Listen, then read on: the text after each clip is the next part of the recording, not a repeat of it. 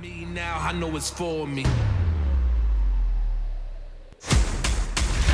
them that I am the boss now. Tell them that I want the gold now. This is my kingdom, this is the freedom. Nothing can stop me now. This is all that I've been fighting for. This is all that we've been fighting for. I'm on the move, nothing to prove. No one can beat me now. I was born for this moment. I want the glory. There's nothing that can stop me now. I know it's for me. I was born for this instant. I want the glory. Yes, I want the glory. Yes, I want the glory. Tell them that I am the boss now. Tell them that I want the gold now. This is my kingdom. This is the freedom. Nothing can stop me now. This is all that I've been fighting for. This is all that we've been fighting for. I'm on the move. Nothing to prove. No one can beat me now. Look at me rise like a giant. Look at me rise like a grave. I came to conquer. I want the glory. I want it all. Checkmate. This one's for the believers. Gotta know freedom's beneath us. I came for victory. I want the glory. I want it. I want it all. I was born for this moment. I want the glory.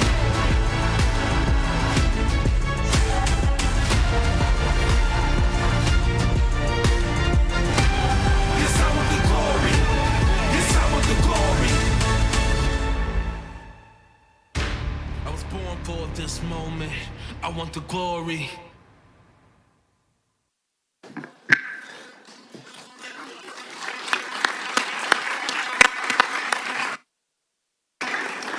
Good morning, ladies and gentlemen, dear friends. I hope everybody had a beautiful evening under the fantastic weather in Tenerife. And thank you, Frank, for arranging the good weather and make sure that we have a good weather until the end of the Congress. Another great news. Time released 100 most influential people in sports yesterday. And guess how many of our athletes are included in the 100? Three. Three people.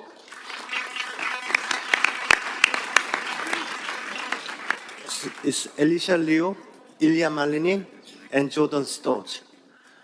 These athletes selected as three of the top 100 most influential people in sports. These are the people and the stars that we represent, and we're trying to help and support.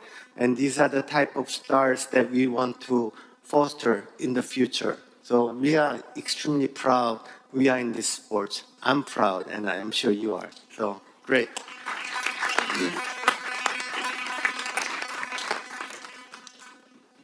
So before we start the session, we'd like to test vote for today, but I'd like to make an announcement. I'd like to address the election of the Disciplinary Commission members, which will take place tomorrow on Friday. As you saw the list of candidates, we currently have 3 eligible candidates for the position of Disciplinary Commission members. And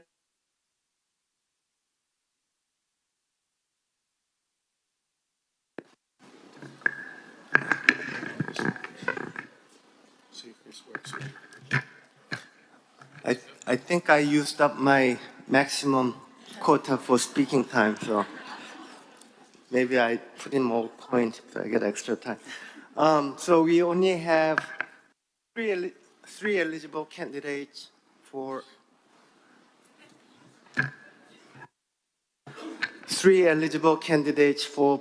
four positions. Pursuant to Article 38.1 of the ISU Constitution 2025, 2 members of the Disciplinary Commission are required to be experienced in figure skating, and 2 members are required to be experienced in speed skating.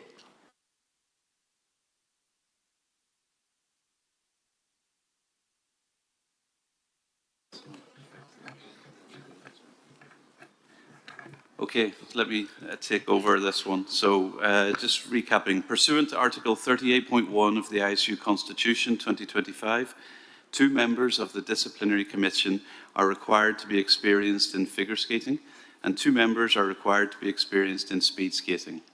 All members are required to be qualified to practice law. Of the 3 candidates on the list, 2 are experienced in speed skating, and 1 is experienced in figure skating, and all are qualified to practice law. I therefore encourage you to propose a 4th potential member of the Disciplinary Commission who is both qualified to practice law and experienced in figure skating.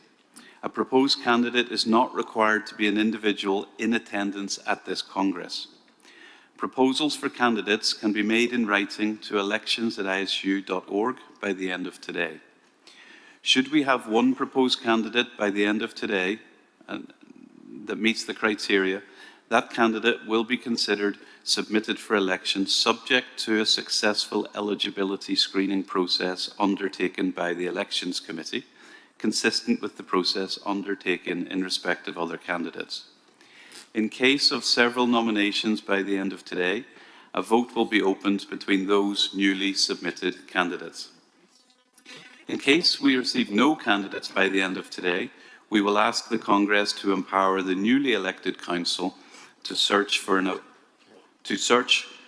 and appoint an appropriate. Did you guys do something to so we don't talk to you? It was going so well for a moment. Passes the eligibility test performed by the Elections Committee until such candidate is confirmed by members at the next ordinary Congress. Should I pass to myself for the next? Yes, visit? please. Okay, so we now move on. Whilst we don't have a vote foreseen today, it's always good to test the equipment.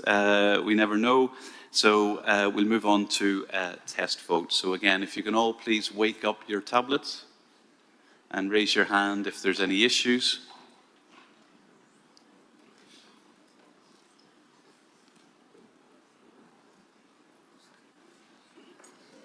No issues. Okay, we'll move forward to the test. And the question is, again, another difficult one. Is ice skating the perfect way to cool off on a hot day? For yes, please select yes, submit and confirm. For no, select no, submit and confirm. For abstain, select abstention, submit and confirm. Again, you will have 45 seconds. And again, if you represent 2 branches, figure skating branch goes first, followed by the speed skating branch. Okay, we will now open the vote.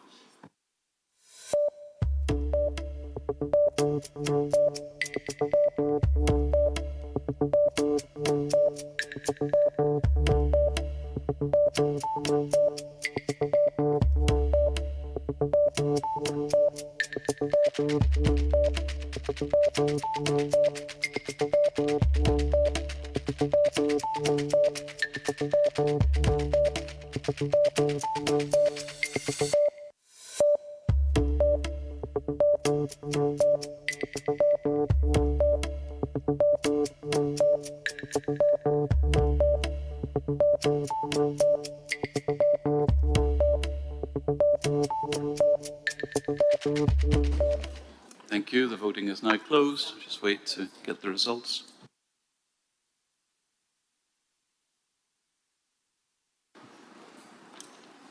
Okay. 102 valid votes. 92. Seems there's someone who's got a hand up. Oh, we've got some.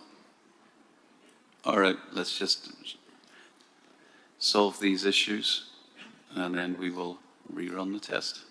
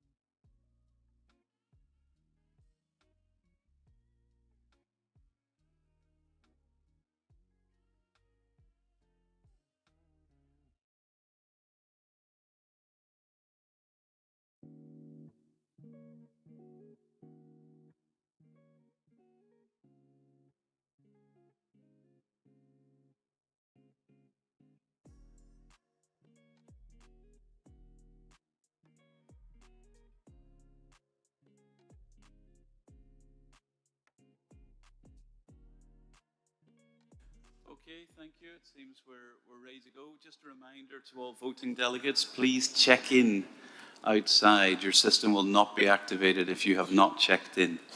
So that's how we link you with your system. So please just bear that in mind for tomorrow morning, please.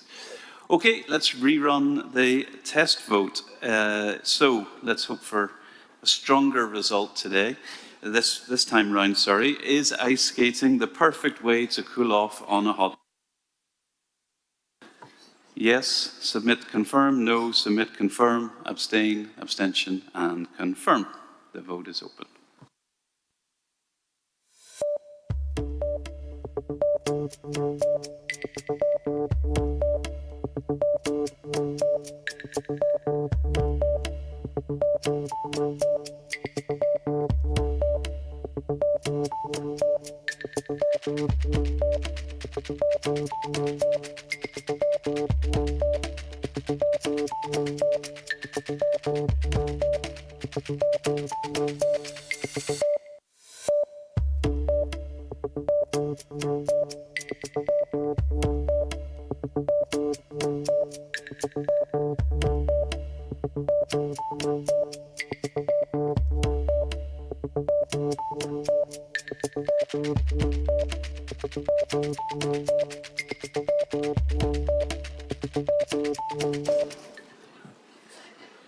The voting is now closed. We'll just wait for the results. And we have 106 valid votes. 93 believe that ice skating is the perfect way to cool off, and 13 don't. But the system is working. Thank you. Back to you, President. Thank you, Mr. Smith. This morning, we have many important and interesting report of the various ISU bodies, commissions, committees, and the teams. And of course, you will have the opportunity to ask any questions to the presenters. We'll start with the item number 14, the legal advisor's report.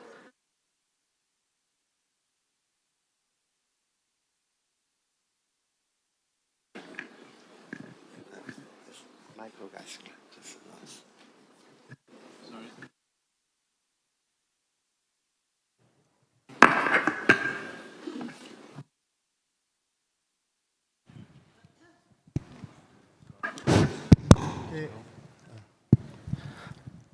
For that, I invite the legal advisor of the ISU, Mr. Michael Geisinger. Thank you. Thank you very much. Dear President, dear Council, dear members of the ISU, dear representatives of committees and commissions, ladies and gentlemen. This is my last report as legal advisor to you. The constitutional function of a legal advisor is not part of the new constitution. This fact and time together with me next week reaching the age of 70 years is the best moment to say goodbye and thank all of you.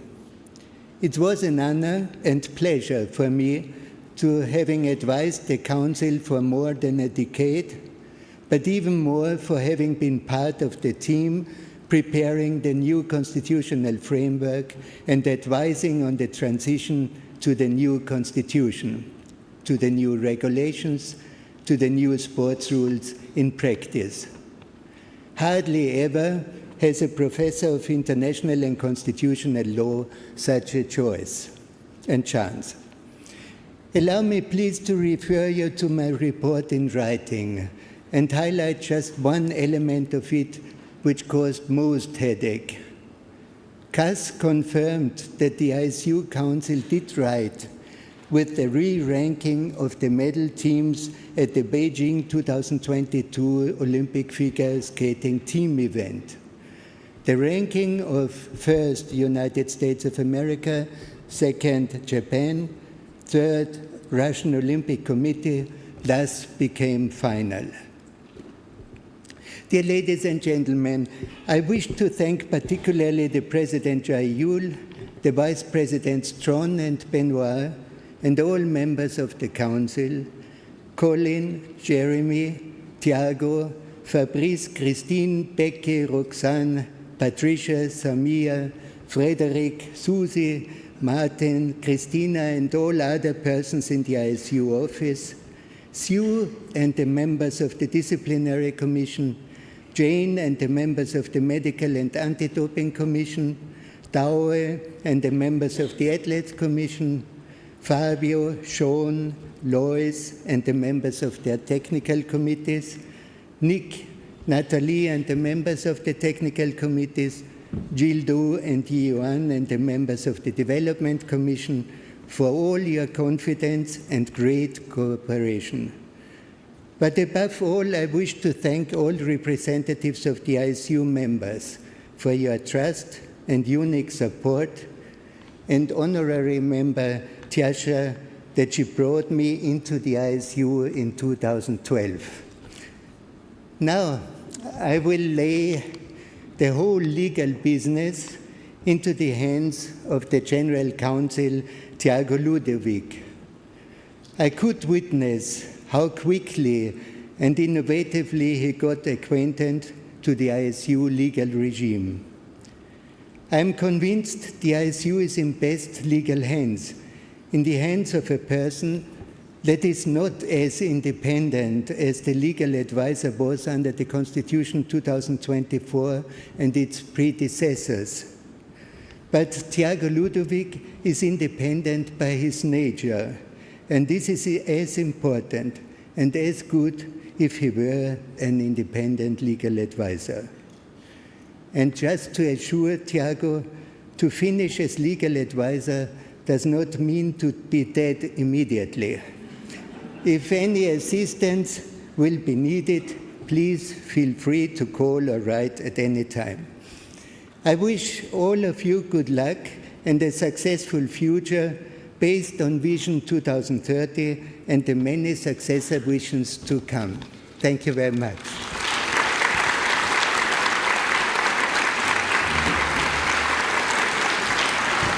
No, thank you.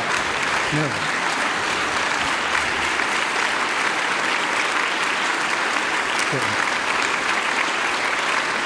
Oh, here he is.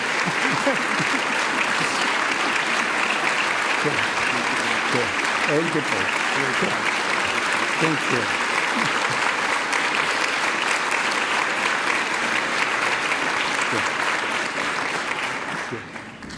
So Michael has been an amazing legal advisor for the last 14 years.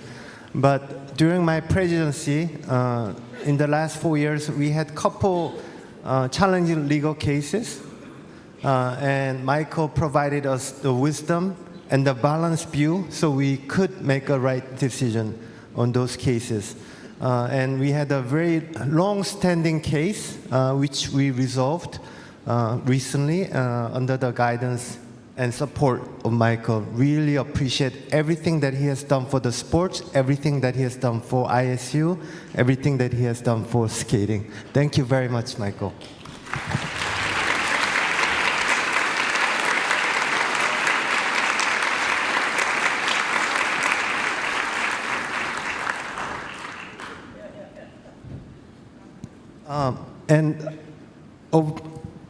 One of the many things he has done is that holding or bringing Tiago up to speed in the last couple years.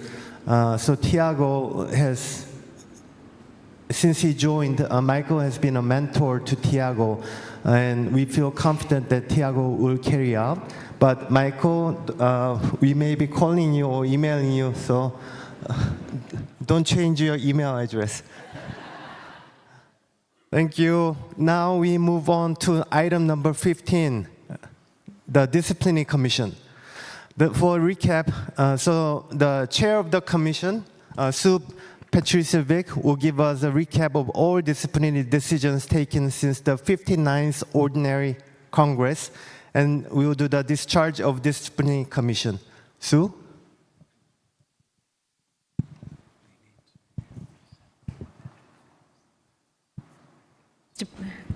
Thank you, Mr. President. Dear President, dear Council members, dear delegates, and of course, dear skating family. First of all, I also would like to acknowledge the work of Mr. Geislinger with our Commission and thank him very much. It's been an absolute pleasure dealing with such a gentleman over all these years, and we wish him the best for the future. It is now my pleasure to present the report of the ISU Disciplinary Commission. Firstly, and I think this is quite apt given the situation with election and looking for another member, as we have heard this morning, the Disciplinary Commission is an independent body within the ISU. We are elected by Congress. We are 5 members and we report directly to you. And this is a part of the separation of powers as in any legal system, that we are the, if you like, the judging decision-making body on allegations against alleged offenders. So we are a first instance authority to hear and decide cases involving allegations of disciplinary, doping or ethical offences. We render final decisions which are published on the website and are there for you all to read and review. Under the Constitution, DC members must be lawyers, they must be from different countries and experienced in ice skating. 2 members must be experienced in figure skating, and at this stage, under the Constitution, the new changes are not permitted to officiate or judge in figure skating, and 2 are experienced in speed skating. It is extremely important that we have this experience, as we are a specialist tribunal for specific ISU statutes and ice skating, and to uphold the visions of you and in the statutes for the protection and safeguarding of people. And of course, as lawyers, we are also bound by our own professional obligations. So enough of that, let's tell you what we actually do and what we've been doing. So since the last Congress, we've received, you may have noticed there's a small issue, I'm too short to see the slides, so if I'm peering like this, you're allowed to smile, but that's what's going on up here, that's my secret, all right? So since last Congress, we've received 9 new cases. One of these had 4 alleged offenders and required 4 separate decisions. So I'm going to say 9 plus 3, we received 12 new cases. There are also 2 cases pending from the last Congress which we had to deal with. So all in all, 14 cases over this 2-year period, which is a significant workload, and I have to say is a very legally challenging and very satisfying work to be doing.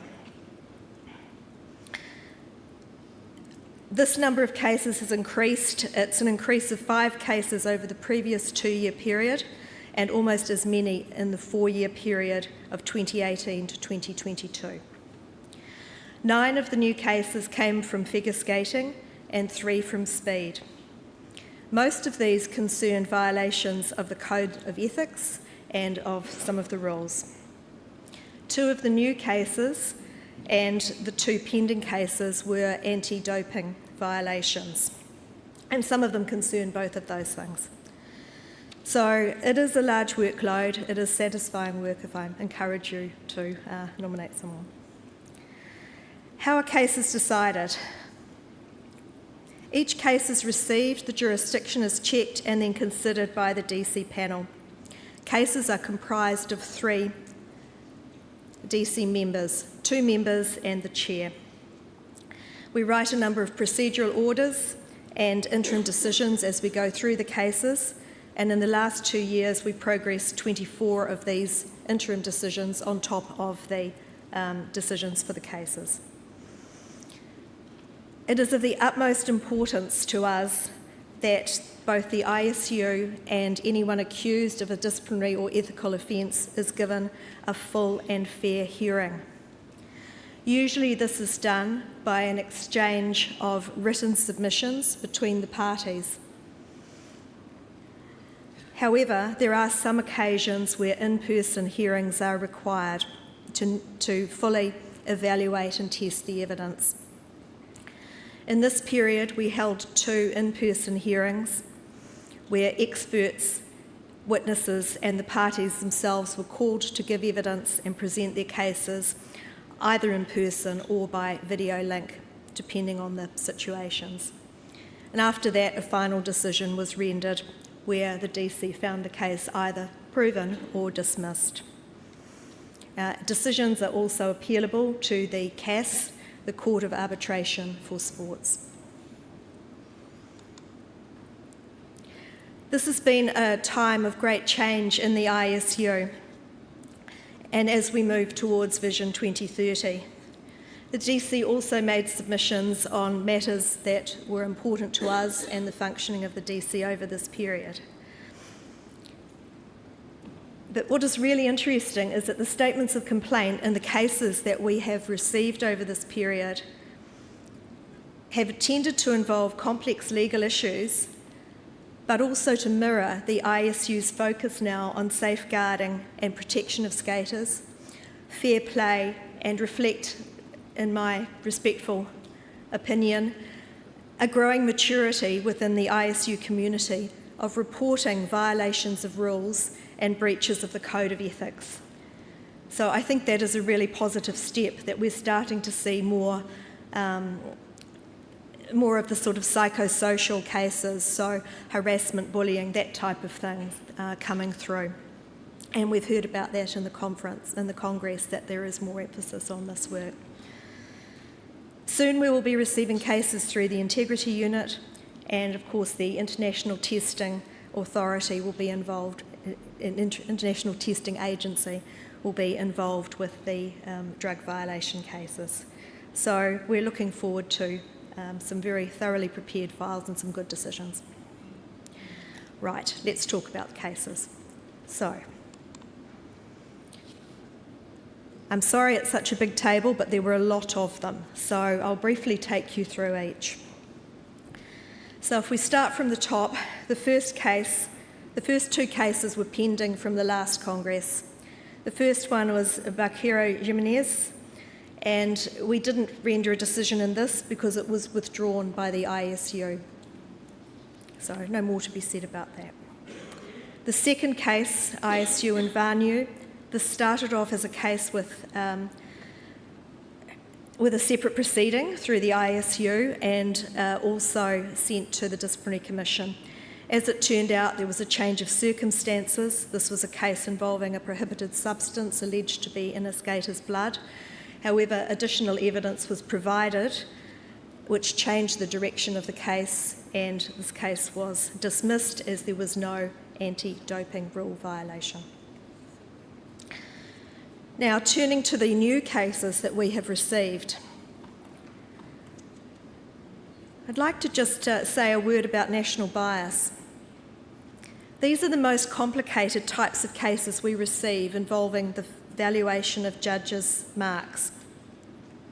It's a question of how far the marks of one judge can deviate from the marks of other judges, and if there is a deliberate preference for skaters of their own country, i.e. national bias. According to the field of play doctrine, decisions of referees and judges can't be changed or overturned by a panel. They can only be overturned if there's evidence, which generally must be direct evidence of bad faith. In other words, there must be some evidence of particular preference for or prejudice against a particular skater. It's not enough if the judge only deviates in their marks from the marks of other judges. Rather, it's necessary that it's deliberate marking of a skater from their country too high and their competitors too low. So it's not just the stats. There's a bit more to it from the legal perspective. The good news is that there weren't any in this 2-year period, so that's positive. The bad news is we had something a bit different. We dealt with a group of cases alleging manipulation of marks in the judging of ice dance, with a team of judges allegedly working together to lift the marks of some nations while reducing those of others, promoting certain teams over certain other teams. For that reason, I include it as a national bias case, but it includes manipulation and is different to what we have seen before. So that case is the third one down its ISU against Essen, Maida, Lisova and Balkov. In this case, the ISU alleged that marks manipulation and disciplinary ethical offences were committed by these judges in an ice dance event in 2024. The Disciplinary Commission received extensive written submissions, many months of written submissions, many hundreds of pages from the parties, and held an in-person hearing. That was a full-day hearing with six witnesses and 51 exhibits. The ISU alleged that Mr. Balkov, who is a semi-retired judge from Ukraine, sent a text message to a judge at the event writing, "I am very sorry, but I need your help. If the couple from Ukraine skates well, I ask you to support them for first place with an 8 in components and good pluses on all well-executed elements. I really hope for your help and several judges will support you." Following that, the judge who was contacted, whose name is suppressed, did not respond and did exactly the right thing. And this is where I'm talking about the growing maturity within ISU. That judge immediately contacted the ISU officials. Mr. Balkov subsequently admitted that he wrote and sent the text, but that it was an expression of passion and love for ice dancing, in particular for the Ukrainian team, to get the good marks that they perhaps merited. I have no comment on the marking. Please don't think that I do. The Disciplinary Commission did not accept this explanation and found instead that it was a direct attempt to influence the marks of the contacted judge. The wording of the message stating that several judges will support you indicated that he may have further knowledge or had tried to influence the marking of other judges in the event. The DC in its decision recorded that the integrity of sport is only guaranteed when officials uphold the principles of fair play and show ethical behaviour. By sending this message, he had tried to influence the marking of that judge, who was obliged to evaluate skaters independently, according to the best of their knowledge, free from any bias and improper influence. Hence, this was a violation of the ethical standards required by the ISU Code of Ethics and Statutes and could not be tolerated. Mr. Balkov had a history of some other unethical behaviour, and due to that and the seriousness of the misconduct in this case, he was excluded for life from all ISU events and activities. Regarding Ms. Lisova, Mr. Maida and Mr. Essen, the situation was a little different. The ISU alleged that all 4 judges had worked together intentionally and systematically, giving higher scores to the ice dance teams from Ukraine, Turkey and Switzerland. All of the judges denied that they had worked together, and there was no evidence that they were contacted or that they had been the other judges referred to in Mr. Balkov's text. The ISU case relied on analysis of judges' marks at the event, which had been very carefully done, and the OAC report, which found it highly unlikely that these marks had occurred by chance. However, the job of the DC was to determine if the legal threshold was met for a finding of collusion and manipulation. It was not to decide if the marks were correct or not. While some ISU analysis suggested similar patterns in other competitions by other judges, this could not be held as evidence against these particular judges unless they had been marking in that competition as well. Hence, the DC found that there were deviations and some results were suspicious, but alleged manipulation was not proven. Therefore, the complaints against these judges was dismissed. And we note that the ISU is increasing the monitoring and checking of judges' results, and that certainly should be a priority. Regarding breaches of the codes of ethics and rule violations, the next case also included Ms. Lisova, an ice dance judge from the Ukraine. In this case, the ISU alleged she breached both the code of ethics and harassed a skater during an ISU event where she was officiating. The skater's coach reported the interaction to ISU officials and the ISU ombudsman for safeguarding.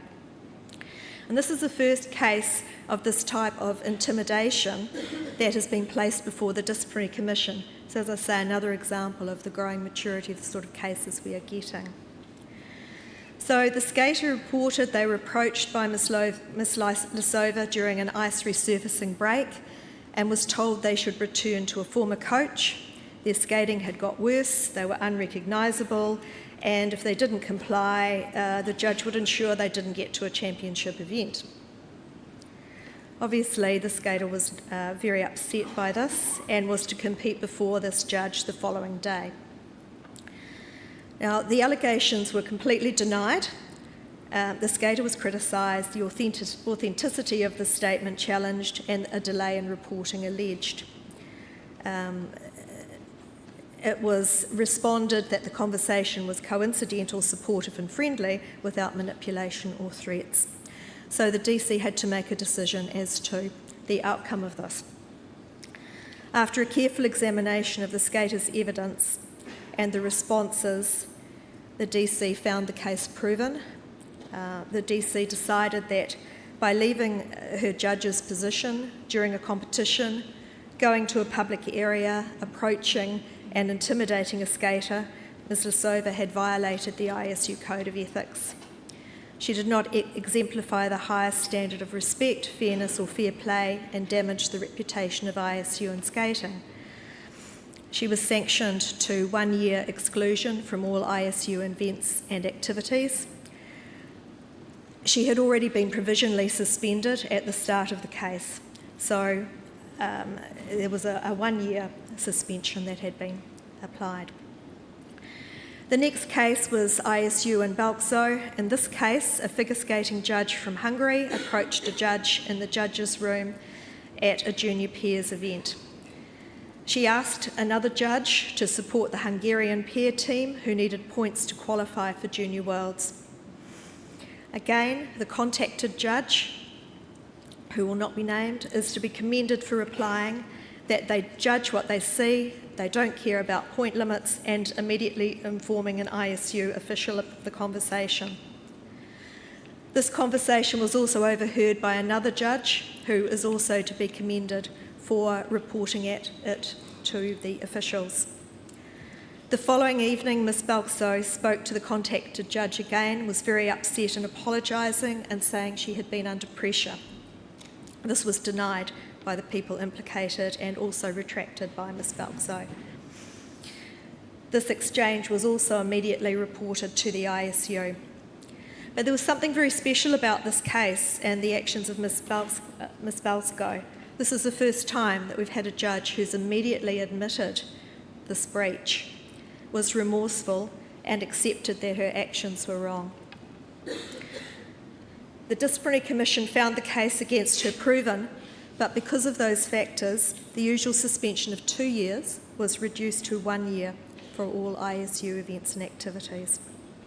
And that was in comparison with similar cases of judges approaching other judges. Okay, social media, we've heard a bit about that. We had a case involving this as well. The case of ISU in Shui was about posting on social media. This is an international short track skater for the USA, posted comments about another competitor, abusing the fellow competitor in a very personal way, was seen by the skating community before being removed and caused considerable distress. Mr. Shui also accepted making the post and apologised to the ISU Vice President. We found that the case was proven against him. This type of post on social media set a very harmful precedent, failed to exemplify the highest standards of fair play, ethical and sporting behaviour sporting attitude, and was damaging not only to the athletes but to the ISU as a whole. Whilst acknowledging his apology, a sanction was necessary given the harm caused and the popularity of social media. We hope that this decision should educate and deter other skaters from acting in this manner, whether it is abuse that happens in person or on social media. Skaters must not be subjected to this or any type of personal attack. Mr. Shui was excluded from participation in 2 short track events in the ISU World Tours, and he was fined $200 to be paid to the ISU Safeguarding Group. Regarding doping cases, we've received 2 doping cases in this period. In the first, which is anonymised because it's been dismissed under the anti-doping rules, the ISU alleged that an athlete in the doping control group had failed to update their whereabouts data and therefore missed 3 unannounced out-of-competition drug tests within a 12-month period. We held a full-day in-person hearing on this case with 7 witnesses and a number of expert witnesses. Ultimately, based on the totality of the circumstances, no negligence was established in regard of 1 test, so the case was dismissed. The next case was ISU and Shimukhanov, which was a case involving an international level short track skater found with a prohibited substance in their system, which could lead to an anti-doping violation. The skater denied any intentional introduction of this substance and suggested that a product he'd used may have been contaminated. Now, this is a very important point because under the ISU and WADA legislation, if he established no significant fault or negligence for the contamination, he could receive a reduced sanction. Instead of the mandatory 4-year sanction, he might receive only a reprimand or 0 to 2 years period of ineligibility. He attempted to have the products tested but was unable to complete the testing. Hence no contamination of products was found in the ones that were tested. So the Disciplinary Commission had really no choice in this case. He's found responsible for an anti-doping violation and sanctioned him to a period of 4 years ineligibility. So this demonstrates the strict penalties for anti-doping violations as prescribed by WADA when no legal excuse can be provided. The Kazakhstan Skating Union was ordered to reimburse the ISU for all costs, lab fees and other expenses, and Mr. Shimukhanov was to pay his own expenses. We're almost there, we've only got a few more. So the next case, and the most recent case, ISU and D. This case was a referral to the Disciplinary Commission following a council procedure and hearing at Milano Cortina. It was subsequently dismissed by the Disciplinary Commission as a lack of jurisdiction arose. Now, there is one further case, one large case that is pending at the time of writing this report. Hence, I will not name the parties involved. And this is the case of ISU against what I'm calling B and C. They both face allegations of a psychosocial nature and are provisionally suspended. B appealed a provisional suspension during the Milano Cortina Olympic Winter Games, and that appeal was heard under urgency by the ad hoc division of the Court of Arbitration for Sport. So a provisional suspension, what that means is that when a case commences, the ISU has the power to suspend the person, the case, the alleged offender, until the completion of the proceeding.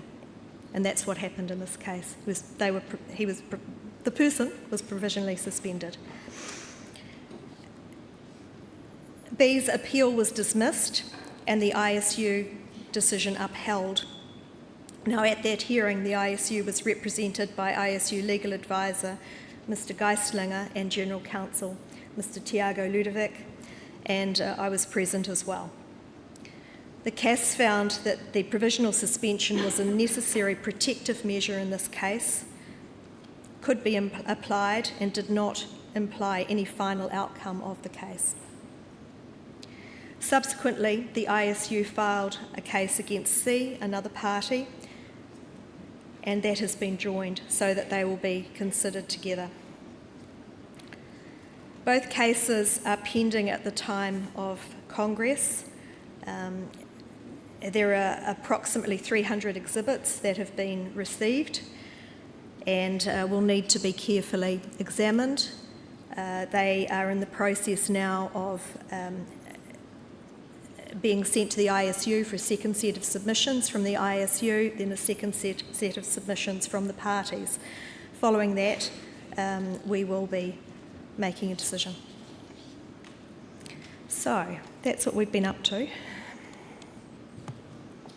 If you want to read about the cases that I have talked to you about, the final decisions are published on the ISU website. So if you go to the website, the corporate website, and you come under governance, come down to transparency, across and down to disciplinary commissions, then you will find the full texts of those decisions. Now, finally, I would like to make some acknowledgements.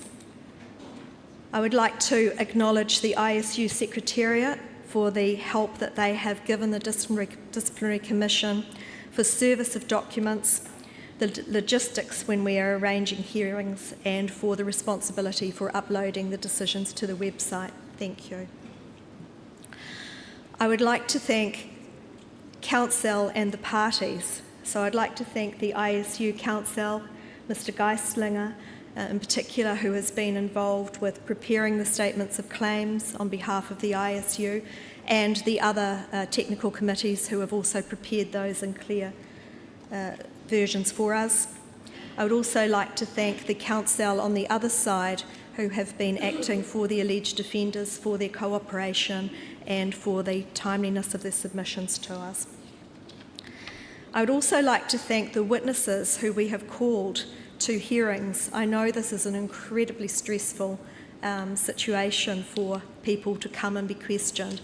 I want to thank you and reinforce how important it is that you come and tell us what has happened in these cases. Finally, I would like to acknowledge and thank my colleagues in the Disciplinary Commission for all the hours put in over this period. It's been quite something.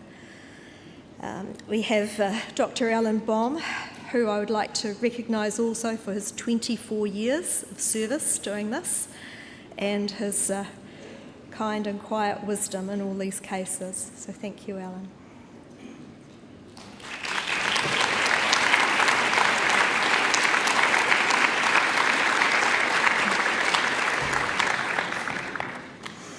I would also like to thank Mr. Jean-Francois Monette, who wasn't able to join us, for his 10 years of service and also for all the hard work that he has done, and a very, very keen legal mind. So thank him too for his work.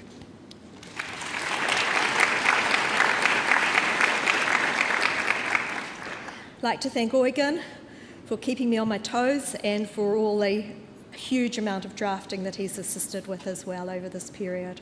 Exceptional, thank you.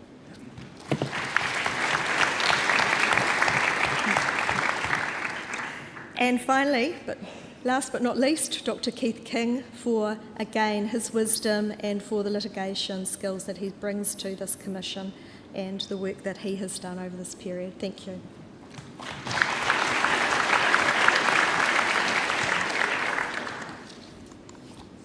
And thank you all for listening.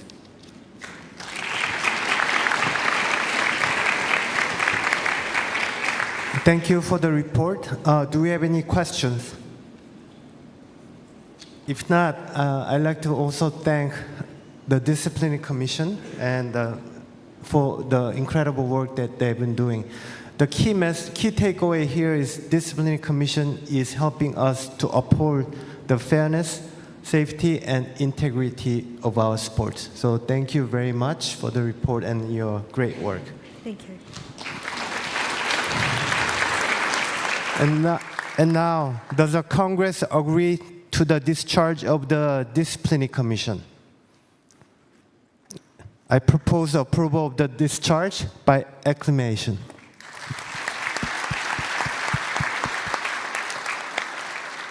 Thank you. Now we move on to the next topic. We have spoken a lot about elite performance at the 60th Ordinary ISU Congress. Then the next section, item 16, is about something that is vital to all of us, and that's development. Obviously, that's a key to the sustainable growth of skating, and that's one of the reasons why we have recruited a head of development and the member relations during the session that has just gone. For the development activity report, I invite Mr. Lee Hwan Chang to give us a report.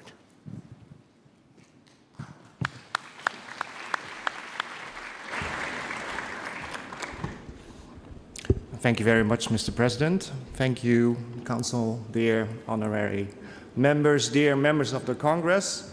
I'm a bit impressed going after people who've been with ISU family for 24 years, 10 years, 12 years. I've been with the ISU now for 4 months, so it's my first report, so be easy on me. It's a bit of a strange report for me because I'm going to report on the last 4 years what we have done with the development program, of which I was not a part. And I also look forward to some of the direction we want to go forward in those 4 years. So let's start off. Is this working? Maybe first start, who are we? Just to remind you all. The development team exists of the Development Commission, which is chaired by Yildau Gemser, Nes Franka, Shushan, and Karn. And we have Susie Todd in the back and me in the office as support. As per the ending of this Congress, the current Development Commission will be dissolved, will not exist anymore. So that's why it's also a disclaimer that we are looking for the new structure in the development team on how we're going to tackle the future. The objectives, just a reminder, actually fairly easy. This comes from our communication and from Vision 2030. Basically, grow the participation in skating, grow the family, and also increase the level of our members so we have more people on the podium. As mentioned, I'm going to go show you some numbers and some achievements and learnings from the last 4 years. This is pretty high level, high over. If we go into too much detail, I can talk for many hours, but that's going to be the review. And I'm going to give you a glimpse of what we have been looking at regarding moving forward, learning from this. You saw a development video yesterday, which presented a bunch of numbers and statistics on what we have done in the last 4 years. I've put this slide up because this is actually for me the most important message of that video, because this touches development is a long-term thing. It can reach 4 years, 8 years, 12 years, and we had a text up there. We actually, in some cases, do change lives. And I worked with many other sports before we actually changed lives and we actually saved some lives. So these quotes from our athletes and coaches at our training camps, these are for me the most important. So I wanted to highlight there that I will show you numbers, but the impact is on the quality and the changes we can give. Some numbers. How much did we spend? The development team, this is the bigger context. There are many bigger buckets of money that we manage. You will see here the contribution, the seed contributions to the members is a big bucket that we manage. We have our council projects, of which most of it are actually contributions to junior events, junior Grand Prix. And as you see, it declines. That is usually a good sign because as an event matures, then we give it to the sports team. We also have our own training camps that we run together with the technical committees, and also some other projects you will see here. The most important part that we will look at for now is the top part, development program projects, because this is basically our activity money. We spent 7 million in the last 4 years, and this is where we can actively have an impact on with most of you. So we break down the project activity money. You can see here how most of it is spent. We support a lot of training camps that are applied to from you members that you nowadays apply for on good grants. We have our own training camps, as mentioned. We support quite a lot of regional competitions, which are very important for our pathways. Not everyone is going to make it to the Olympics, so for some members it is more important to participate at a SEA Games or or Danubia Star or other series, so that's what we also support. What else to mention here? Scholarships is also a big chunk of the activity money we do now. I still have to review 180 applications by the end of this week, I believe. So there's a decision to make, but I'll go into more detail from here. Breaking that down between the two branches, we will look at the projects first. You will see that in the spending or in the activities, you will see, if you can read it, we did 110 speed skating projects in the last 4 years, 127 figure skating. We tried to keep it 50-50, but also quality leads, so sometimes we do a bit more of this, a bit more of that. When it comes to spending, it's almost 50-50. We distributed the money mostly evenly between the two branches. You will see a bit of a difference here. Competitions more on the speed side, visiting coach more on the figure side. That kind of makes sense because, at least I am told, I don't have a big background in ice skating, that the coaching on the figure side is more personal and they work with smaller groups, so there's more demand on the visiting coach side. Scholarships. You will see here we have scholarships for athletes and scholarships for coaches. It's mostly divided 50-50 here as well. Also here you see a skew towards more coaches on the figure side that we support for the reason that I mentioned before. And here you can see, okay, this is more a confirmation of what I mentioned earlier. It's basically 50-50. A lot of attention goes to the skaters, but we have coaches that we support, and I can show you the numbers on the next slide. So going towards the achievements, we've a few of the achievements that we want to highlight from those 4 years. If you see here, the number of skaters and number of coaches that have been in our development program has increased over the years. That's quite remarkable because we also didn't have more. It's not that we had more budget every year, and Corona had an impact as well. So the message here, the reach of the development project has increased significantly. If you see bottom left, we have reached over 15,000 skaters with our programs in the last 4 years. That's huge, and over 1,000 coaches as well. Another bit more visual thing on reach. If you look at all the members that we have supported or worked with, 88% has received or worked with us in the development program. If you include the C contributions, we go to 96%. So I think that's good to show. More specifically on the scholarships, reports from the scholarships will highlight that the retention rate of the skaters is pretty good. Skaters that have received a scholarship, a lot of them stay in our sports for a very long time. We highlight here some of the numbers we had of our athletes in Milan Cortina.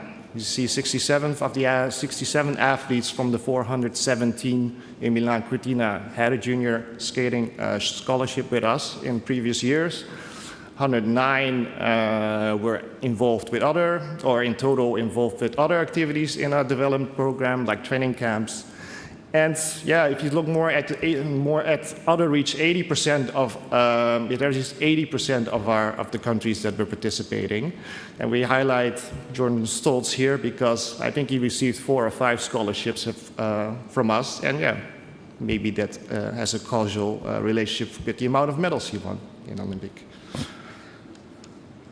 Let's see. Another thing we want to highlight that we've reviewed, Road to ICE, and Access to ICE has been very successful. So this is a program we run for members that have limited access to ICE or not at all. We invite them to our other members or centers of excellence to try out, and this is a success story. We run 3 projects with Portugal. They won women's mass start at the juniors. Spain is on number 2. They had 3 of them. So it's a project that works, and we want to explore on increasing it. Going a bit faster, I mentioned the regional events that we support. These are some of them that we support with our funding. It's very important for the regional pathways that athletes have something where they can compete to grow further.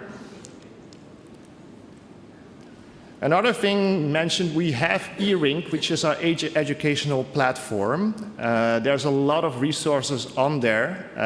The users have grown in the last 4 years, but it's something that we want to continue to improve because it is a platform that can be used better, but I want to highlight that it's popular. And our visiting coach program, I didn't go into it earlier because this is actually a very successful program. We sent some of our high-level coaches to other members to build infrastructure, to give workshops, so members can learn how to run their own programs. It's sending coaches, it's mentoring them online, and there's a lot of demand to increase this program. People even asking us if we can send the coach for 2 years and pay them. Maybe that's an option, but we have to look into this further. Some learnings, because we have to be critical.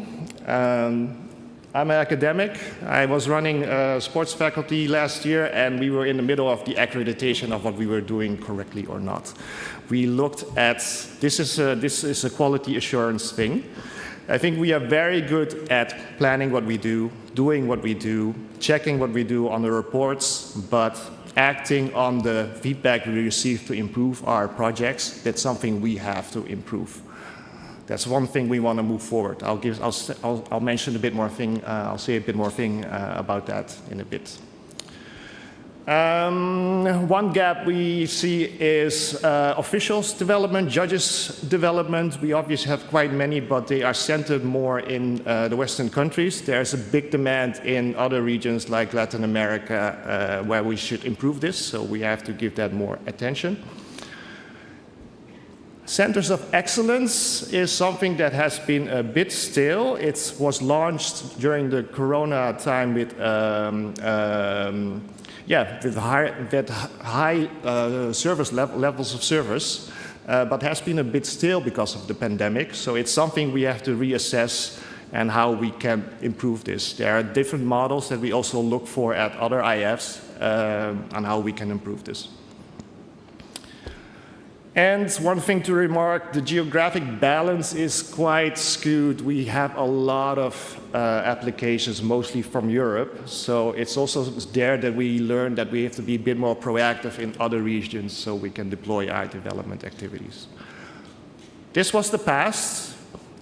I'm going to show you a few slides for ideas that we want to launch towards the future. It gives us a direction. It's not set in stone, but I want to share with you what we are thinking of. So, going from top to bottom, we have ISU Vision 2030, mentioned in the pillar of opportunity, that's us development, expand the global skating population, and support skaters towards more podiums. That can be translated in 3 other objectives: grassroots, elite, foundation. You can give it another name, you can give it another category. This is what we are working at now. Most importantly, those objectives have some actions that we want to roll out in the next 4 years. Oh, I already explained this, now with great special effects. I hope this is readable.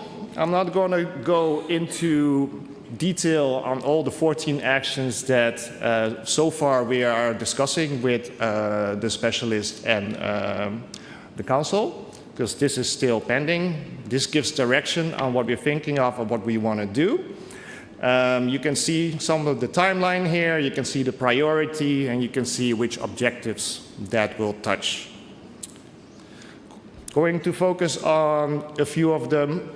This is a feedback that we got a lot. I mentioned before we're very bad on the act thing. We have to improve what we do, to check what we do with our money and how we can make a bigger impact. So we will invest more on, I have to say it, KPIs, return on investment, making an impact to check if our money is used correctly or how we can use our money better. This is a big one. This was a big demand from a lot of members that don't have an educational framework or a coaches framework or a learners framework. Big nations have this for speed or figure. They have their own accredited systems. Some don't, and they're searching. So we are wanting to develop a level 1 to level 4 ISU validated. It's a big project for maybe 4 to 8 years that we can roll out so we can help all our members. Pathways, let's go back. As mentioned, we want to be a bit more proactive on some of the regions where we see potential to grow. We're mentioning Southeast Asia, Latin America, Middle East, North Africa. I think that's where we want to focus first. How that will look like, it's a bit too early to say, but we want to get a more proactive approach working with these members moving forward. And we are already in talks with most of you. As mentioned, the e-rink, we want to grow that. It ties into the educational framework. It ties into validation, accreditation of what it's worth. I put an example here. Maybe I will get my coach level 1, learn to speed skate. What is it worth? Can I actually ask money for if I'm going to give coaching? I don't know. We have to work on that. Almost there. I mentioned this before. We have to reevaluate the centers of excellence. Do we want to grow it? Do we want to focus it? Do we want to build our own? It's all of the options. Last but not least, I want to mention it here. Look at Ida as well. But support strategic development of Synchro 9. We are under review of IOC if we can make it Olympics. So as long as we are in this review, we're going to support this activity more than we want. Okay, I'm wrapping up. I think that's my last slide. Happy to take any questions. Thank you.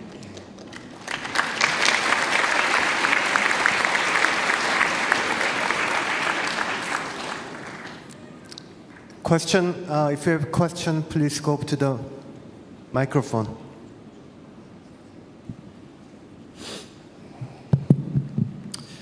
Ari Zakarian, figure skating, Armenia. Thank you very much. It was a great report. I just want to ask some questions. Do you know who is our #1 competition in our sport?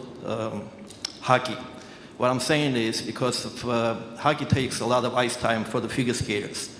And there are many cities where there is very less ice time available for the figure skaters. So what I would suggest for the ISU, if there is a possibility, to kind of focus that we guys can start helping to build the ice rinks in countries where there is no ice rinks. And like most of the places right now, they don't have ice time. And if ISU somehow can be involved and take advantage of it and also be partner financially and make money on it, that will be also beneficiary. Because like, let's say, for example, right now in Las Vegas, Golden Knights are doing very well, so they're buying all the ice from the figure skaters. So the figure skaters in Las Vegas have almost no ice. So same thing also goes to a lot of other places. So if we can somehow concentrate and think about that ISU maybe can build at least one ice rink per year in Argentina, Brazil, or other places, and that also can be a very good help for the development of our sport. Thank you. Thank you for your comment. We'll bring this comment to the new council, and this is something that council needs to discuss. Thank you. Any other questions? No question? Then thank you very much, Mr. Chang, for the comprehensive report for the past 4 years and the plan going forward. The report shows the impact that we made, our development program made in the last 4 years. And it's pretty impressive. I was impressed. And I'd like to thank the Development Commission led by Ms. Gemser, Jirdao Gemser, for excellent work. I also like to mention that Ms. Gemser was very helpful in transferring the knowledge and experiences to Mr. Chang, and we'll continue to work closely with Ms. Gemser going forward. So thank you for that.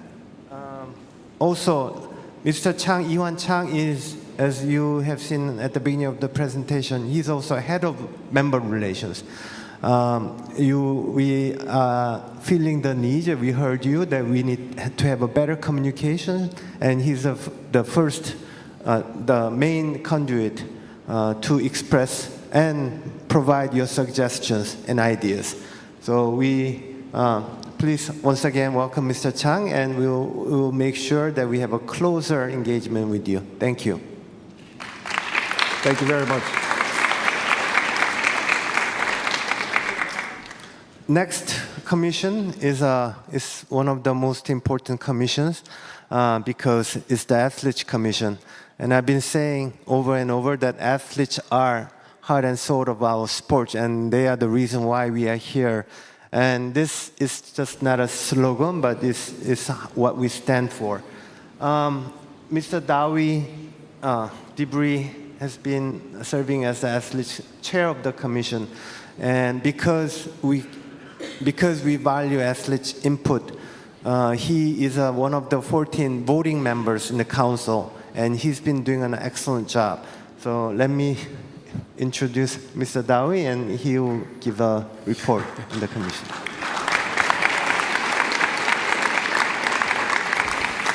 Thank you.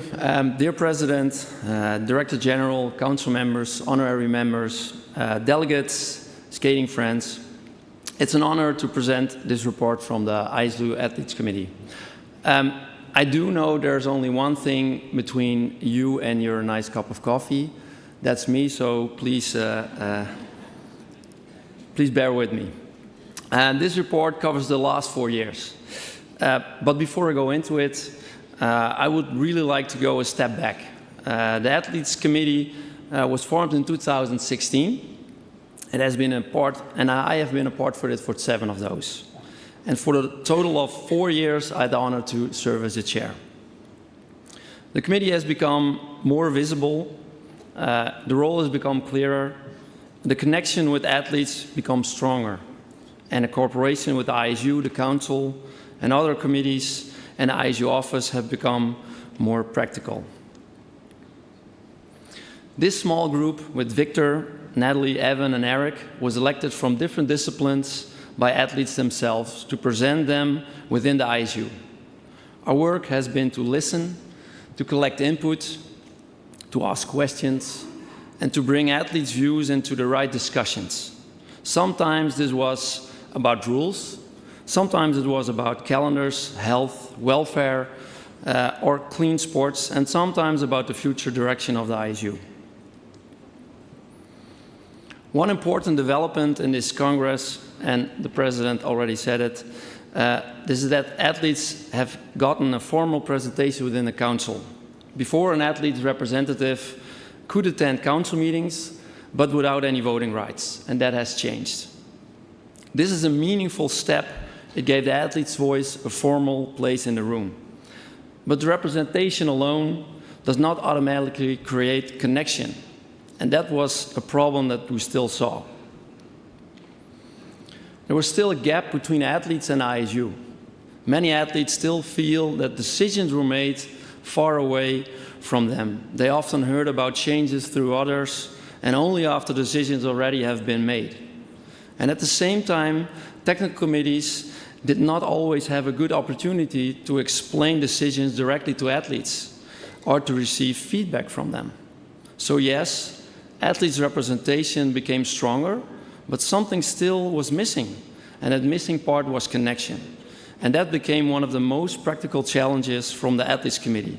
How do we bring athletes, technical committees, council, and ISU staff closer together? And this is where the new athletes meeting become very important. Over the last 3 years, the Athletes Committee organized 12 athletes meetings across ISU disciplines. These meetings were not meant to be formal presentations only. They were meant to close the gap. We wanted athletes to hear directly from people involved into shaping the future of their sport, not through rumors, not through formal communications, but directly. And we also wanted the ISU side to hear athletes directly. In some meetings, we had up to 60 athletes in a room with great discussions. We spoke about the Vision 2030, the calendar, competition formats, discipline-specific changes, and the financial reality of being an athlete. And on that financial reality, I want to briefly touch upon the increase in prize money. Athletes deeply appreciate the approval of the budget and a significant increase in prize money. We understand that this is a major commitment from the ISU and its members, but for athletes, this is a very important step. For over 20 years, there have been no real increases in this money, while the financial pressure on athletes has continued to grow. Many athletes live on income below minimum wage. They do not build up pension, and they have little or no job security. And they do not start a career by thinking they will become millionaires. When they reach that highest level with all the sacrifices and help create the value that ISU represents and monetizes, they should be compensated for that.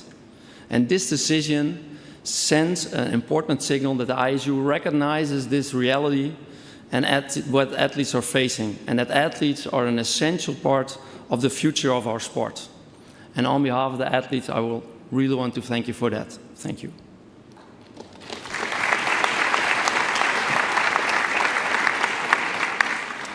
Next to these athletes meetings, the committee has been involved in wide ISU work. We attended TC meetings. We also joined working groups regarding medical matters, transgender, DSD policies, and commercial strategy linked to the Vision 2030.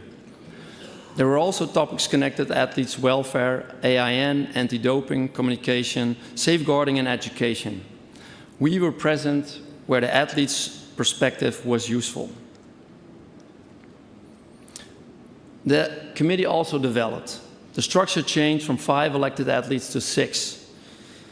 And this gave a better discipline and representation across the ISU sport. Single figure skating and para-figure skating are now represented separately, which makes sense because there are different disciplines with different realities.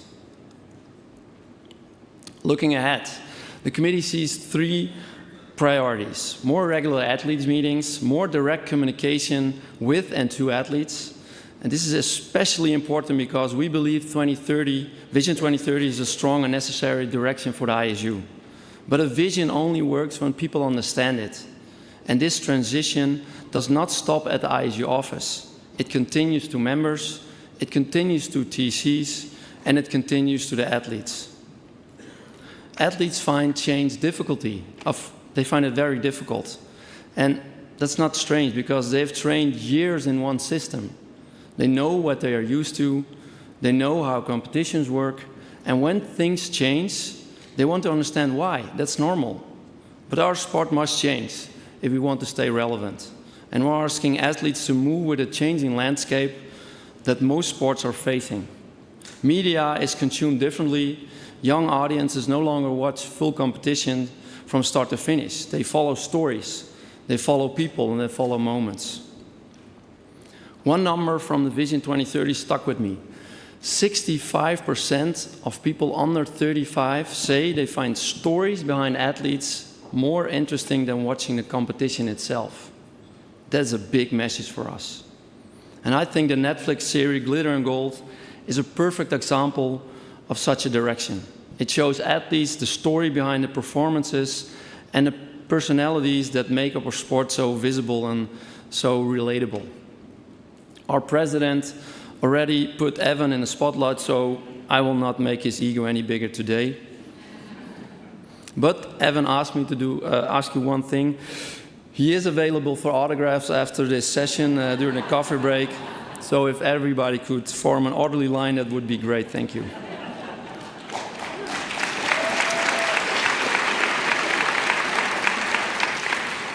But back to the report, because there's also a more serious point behind this. If we ask more from athletes to share more, to be more visible, to help bring the sport closer to the fans, then we need also to explain better why this matters. Why it helps sport, why it helps events, and why it helps fans connect. And why, in the end, it also helps the athletes themselves. And this is where communication becomes so important. If we want athletes to help carry this change, we must keep explaining the change, not once, not in a document, but again and again through direct and honest communication. So please, this is not only the council, the athletes committee, but this is also, I think, a big task for the members as well. Over the last year, the athletes committee has tried to contribute to that, but there's still a lot of work to be done. The connection lines between the communication line between the ISU and the athletes is still too long. And the next committee will need to continue this work. They will need to explain changes even better. They will need to keep listening. And they will need, when needed, and they will need to represent the interests of athletes clearly and constructively. I want to thank all my committee members with their great work, the commitment, and their friendship. And also want to thank the ISU office, the office holders, the athletes, and everyone else involved in the ISU family for their unbelievable great cooperation over the years. And of course, I want to thank my fellow council members for your wisdom, your support, and for your warm welcome that you gave me into this council. I now hand it over to the next committee, and I do that with great confidence. Thank you.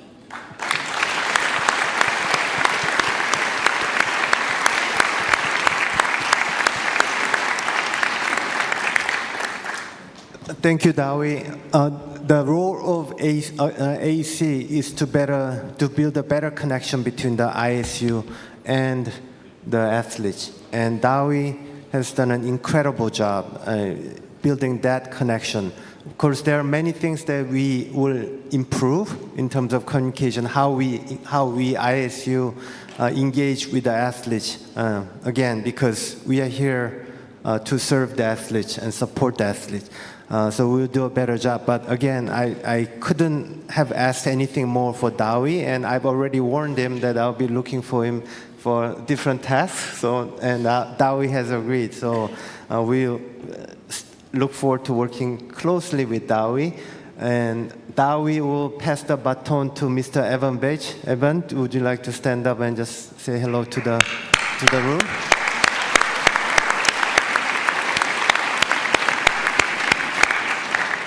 So once again, thank you very much, Dawi, for the incredible work that you've done. And don't go away, right?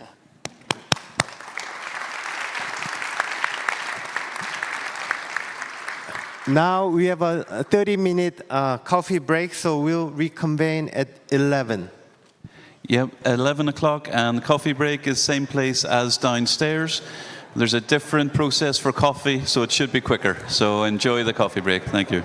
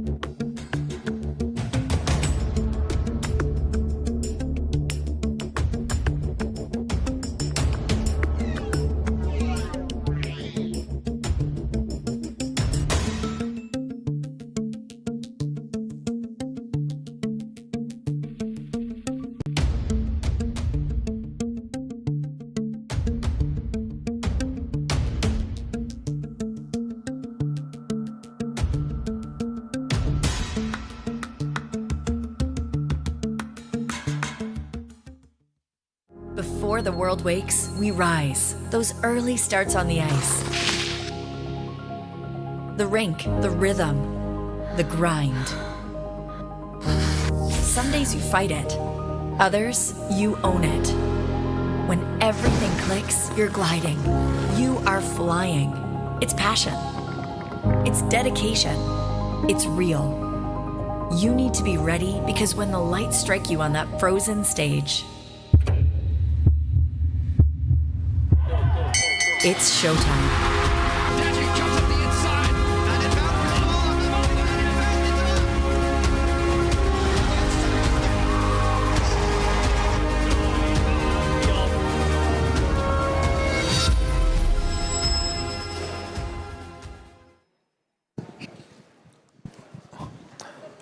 All right. Was coffee okay? Was it quicker than yesterday? Great. Now we move on to the next item, item number 18, which is a report of the Medical and Anti-Doping Commission. I invite the chair, Dr. Jane Moran, to give a report. We all know Jane Moran. She's been serving over 3 decades as a chair of the very important commission. Jane? Thank you. Dear Council, honorary members, Technical Committee, Athlete Commission, and ISU members, it's my pleasure to give the Medical Commission report for the 25-26 season. Because we represent 4 disciplines, I will keep it as succinct as possible and try not to make it too long. And I'm going to focus on several areas: events, injury and illness surveillance, education, research, the transgender working group, and IOC collaboration. With regards to events, I'd like to thank the 7 medical advisors that have been in my commission and helped support and develop the programs that have been service to the ISU over the last year. There were 48 ISU competitions in this season, including a long Olympic period. The 7 medical advisors prepared all the documents, updated them from last year for all the changes that were necessary to have a safe and healthy competitive season. We supplied these to the organizing committees of the events, and the IOC uses our protocols at our skating events during the Olympics. We were present for 23 competitions, and 3 medical advisors were present during the Olympics in February. We were on call for the other 25 competitions, so if there was any problem with the organizing committee, the event managers, or the CMO, they could call the one of us that was on call, and we could sort out any difficulties they had during these competitions. In addition, as the President mentioned in his initial address, we introduced a comm zone in 2025 at the Boston World Figure Skating Championships. In 2025-2026, we had 14 events. The comm zone was a big success. There were over 1,000 athletes visited our comm zones at those events. 6 events were at speed skating, 4 at short track, 3 at figure skating, and 1 at synchronized skating. Depending on the size of the event, the number of countries that visited the comm zone varied from 20 to 42 at each event. We also implemented in 2026 a mental health action plan. So along with our emergency extrication from the ICE plan, emergency evacuation plan, we now have a mental health action plan in our medical guidelines for all of the organizing committees to review, implement, and discuss with us if they have any questions. And as you know, we transitioned our anti-doping program to the International Testing Authority, and we helped them transition all our anti-doping services, which we work collaboratively with them this year. In the events, the ISU also had representation outside of the events, but at meetings. Dr. Joel Schob attended a United States anti-doping meeting in October, which was enhancing anti-doping. And in this meeting, they discussed the possibility of AI for anti-doping, the efficiency and the effectiveness of the current anti-doping policy, and the injury risk surveillance program to see how well that was working. Dr. Kim was the ISU representative for the WADA World Conference. It was in Busan, Korea, and that was for ratification and approval of the World Anti-Doping Code, which will be instituted in January of 2027, along with all the international standards. I was present as the International Federation for the Winter Olympic Federations on the IRC, and that appointment takes me to many meetings, particularly in an Olympic year, most of them online, to prepare the medical services for the venues at the Olympics. So online meetings and then dispersing that information to the other Winter Olympic federations. As the IF representative, I also sit on the ASWAF, which is the Summer Olympic Federation Medical and Consultative Group. And in this group, we meet online or in person, online once a year and in person once a year. And this group is responsible for looking at the concerns of all the international federations, looking at injury prevention, our surveillance programs, our reporting programs, implementing guidance and standards for medical care at all the events because it affects all of the medical people at all the international federations. We also plan workshops around these issues that concern all the international federations, and then the medical officers from the federations come to those workshops so all the federations can have a consistent standard of care at our events. I attended a IOC-IF meeting in November 25, where I was a panel member on gender eligibility, where we discussed the issues that the IFs face with regards to gender eligibility. And at this meeting, we also had the OC from the MECO present the ongoing medical services for the Olympics in February. And in November 25, I also attended a meeting with World Athletics. World Athletics is one of the only federations that has implemented the SRY gene testing. They had to have mandatory testing prior to competing in their World Olympics competition in Tokyo last year.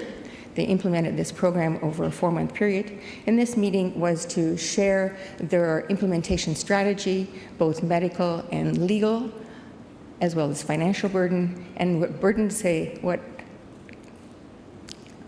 what difficulty they had in implementing this strategy, but also the solutions they came out with for implementing the strategy across all the countries that competed at the World Olympics.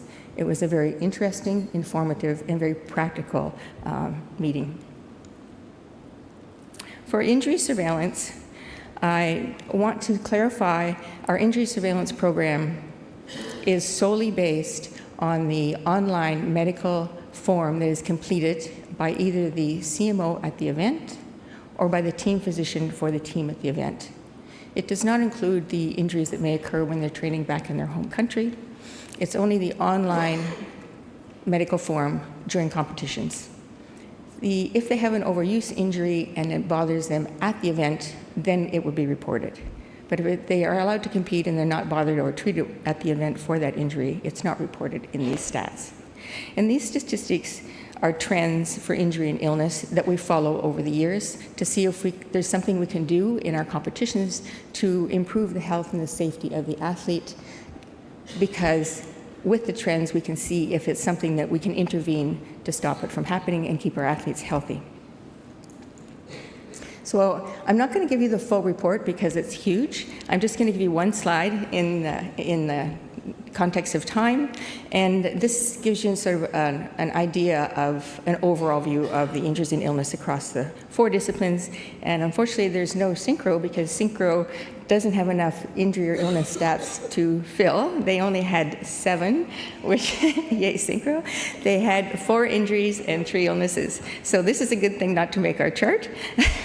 But the other 3 disciplines, they are listed as the incident rate, the IR incident rate, which is the number of expected injuries if you participate in that activity 1,000 times. The good one that we look at a lot, though, is the IP, which is the injury proportion, which is the relative injury of risk per participating athlete. So this is a good metric to monitor the risk of injury over a long period of time.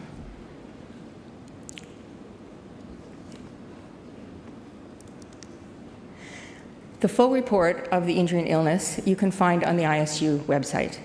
You go to Medical and Health, and you look under Health, and when you click on Health, you will find the injury and illness report from 2023, 2024, and 25, and then the one from this year will be posted there as well, if you're interested to read the whole report and look at your specific disciplines. I next want to talk about education. With the ISU, we have had the Healthy Skaters Seminar. It's usually hosted, we try to host it every 2 years. We've had 5 of these seminars. The last one was in Boston. It was on the relative energy deficiency syndrome and mental health.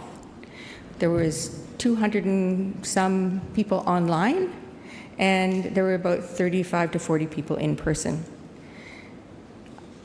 So if we're going to move forward, I think that this year, 2027, we would be looking at hosting another Healthy Skater Seminar, topics and speakers to be addressed in the future. These seminars are also published on the ISU website under the same tab as the injury and illness.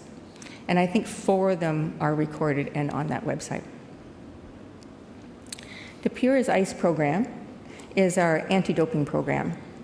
And even though we transferred our anti-doping services to the ITA, the athletes are very familiar with the Pure as Ice brand, and we don't want to lose that brand. We like it, we think it works well, and so we work in collaboration with the ITA to have our Pure as Ice anti-doping education at events and online, and it's still part of the ISU branding.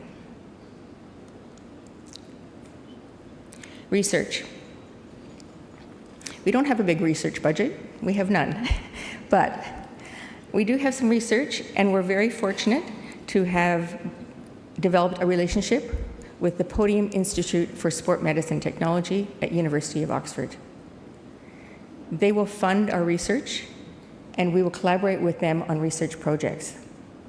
They are an NGO which focuses on prevention of injury in youth and sport. They're a multidisciplinary team. They're housed in the Department of Biomedical Engineering, and they consist of sports scientists, data scientists, engineers, and technologists. And what we've developed with them is to start a project for short track.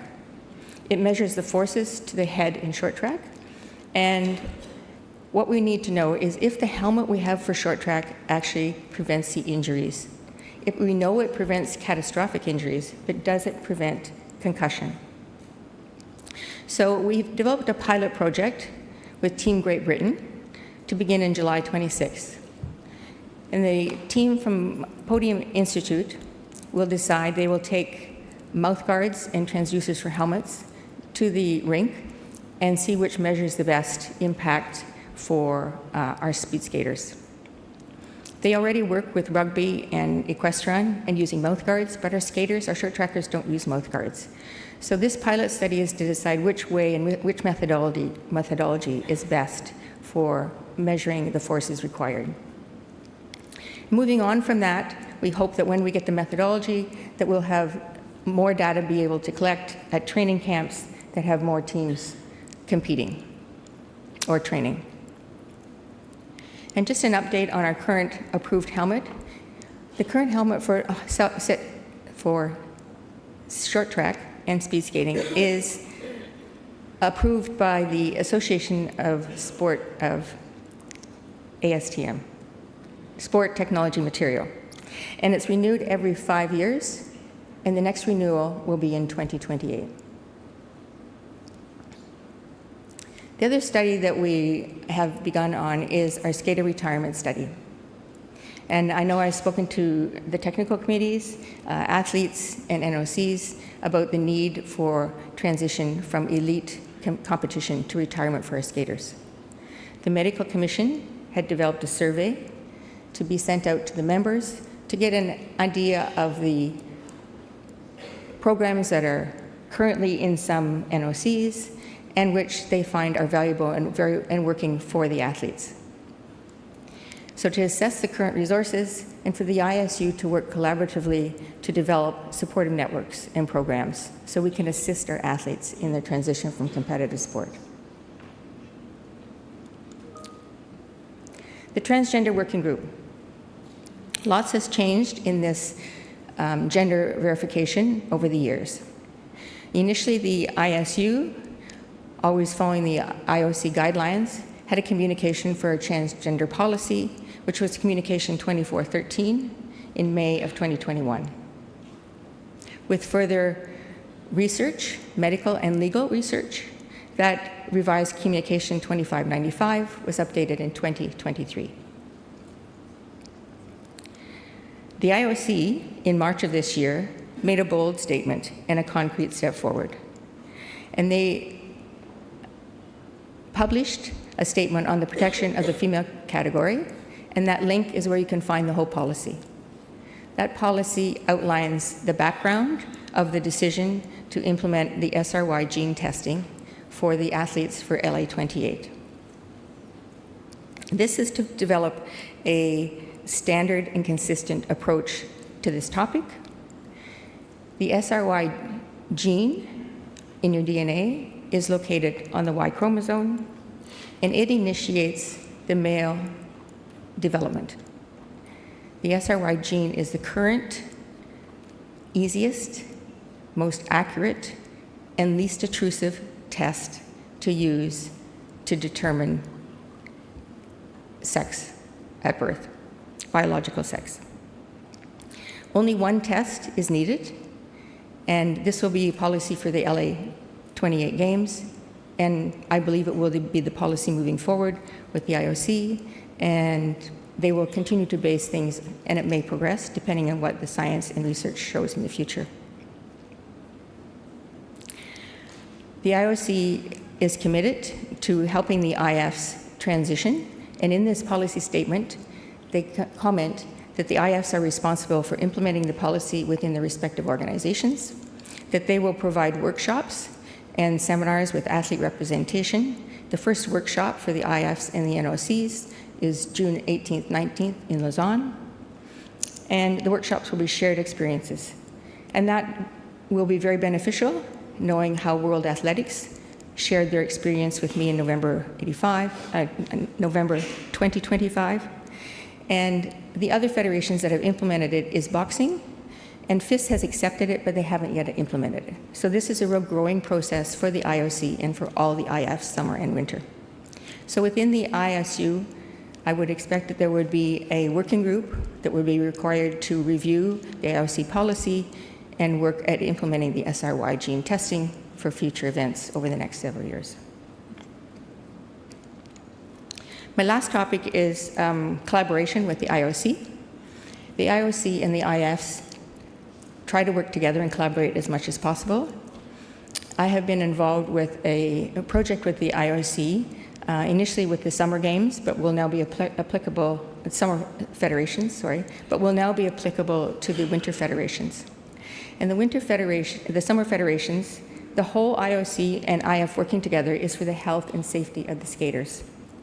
And this project is to consistently have a standard of field of play emergency evacuation for the health and safety of the skaters. So no matter what the venue or the environment is that the skater is evacuated from, there will be a video on the IOC website for any organization hosting an event, summer or winter sport, to look at the video and know how to technically remove an athlete from a trampoline, from the water, from the sand, from the ice, from the mountaintop, from an equestrian venue, from a speed skating venue. So this is a project that IFs and IOC have been moving together on. It's knowledge transfer from the experts in the international federations to the organizing committees in communities that are hosting any of these events. We work closely with the IFs and the IOCs because the IFs have to provide to the IOC the technical specialty parts of their sport, because the IOC doesn't know how to take someone out of a skateboarding bowl or from our short track. So this is knowledge transfer completely collaborative with the IFs. And that link that you see there is the videos that were made from the Paris Olympics for the summer sports. A proposal has been put in for the winter sports, which has been accepted by the IOC. And we are now working on approval for the budget. It will include extraction from ice, mountain, sliding sports, sudden death, and hypothermia. The summer sports had hypothermia. The summer sports had hyperthermia. And it was decided that the ISU will be part of the ice extraction. So the Medical Commission will work with the IOC to develop that video for ice extraction. Whether it will be which discipline, I'm not sure, but that will be in the future. And it will be planned to be filmed and then reviewed, filmed initially in 2028 and then reviewed and then published on the IOC website. That's my presentation. I thank you for your attention, and I thank my medical commission for all their assistance. Thank you.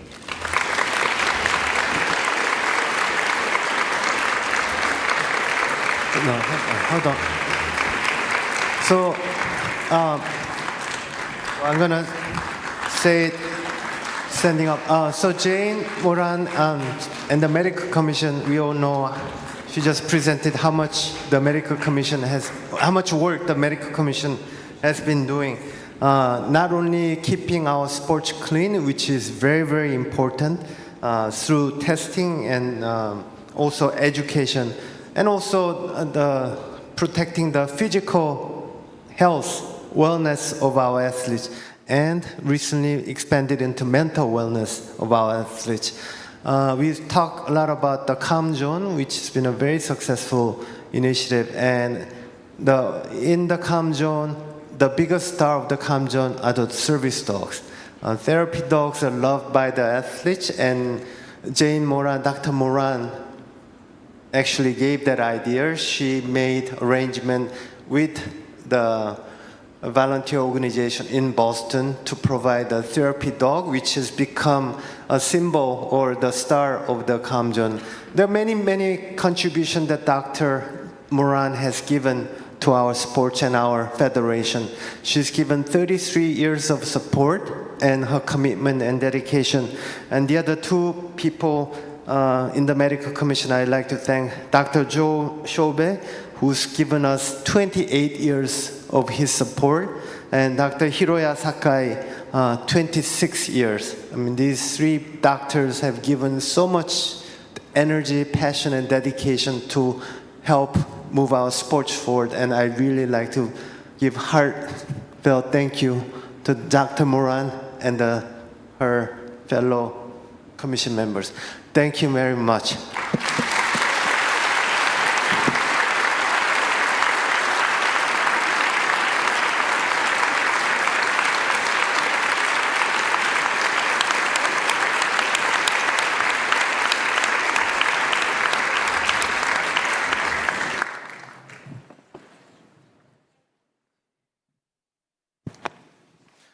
Okay, we talked about the transitioning.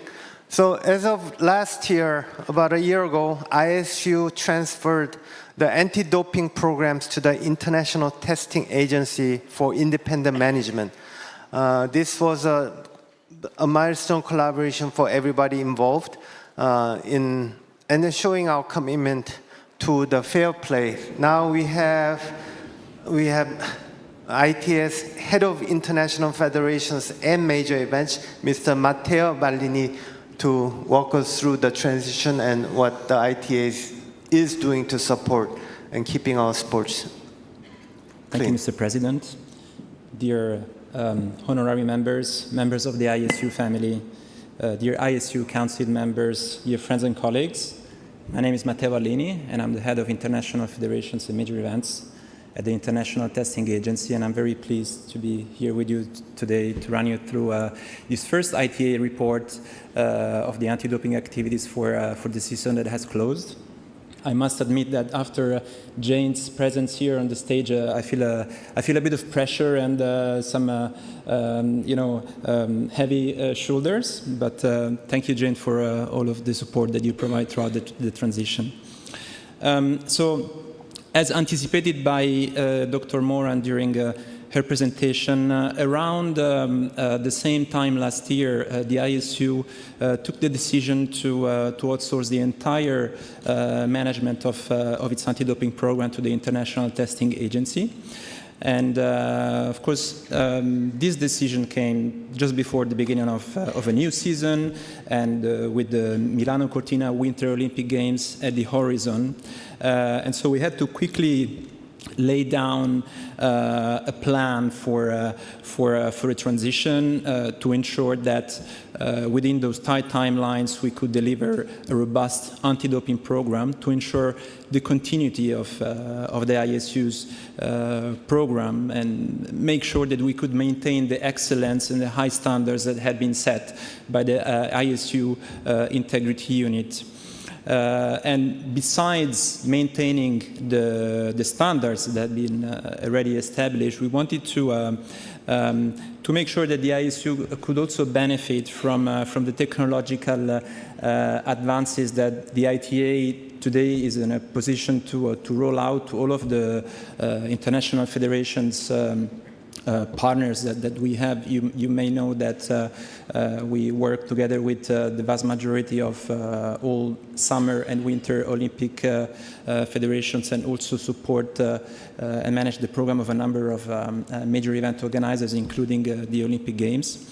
And also give the opportunity to benefit from cross-departmental and cross-sport synergies that we can articulate within our organizations.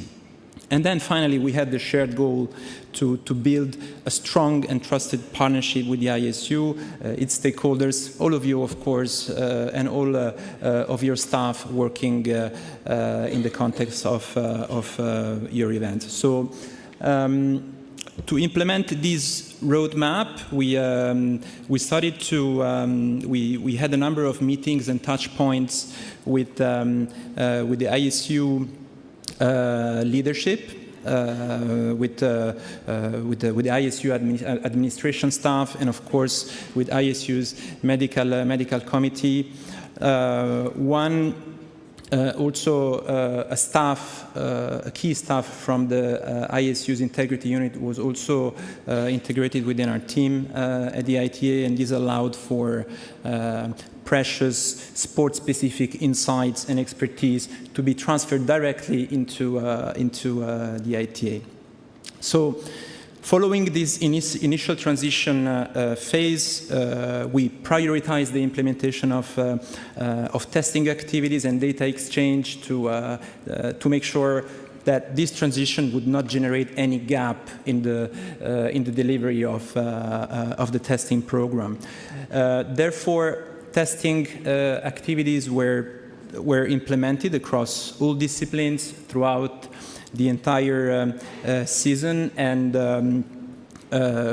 presence of ITA staff was guaranteed at all ISU's flagship events, also to allow for a closer engagement with competition environments, stakeholders, and all the staff contributing to the delivery of anti-doping activities at your events.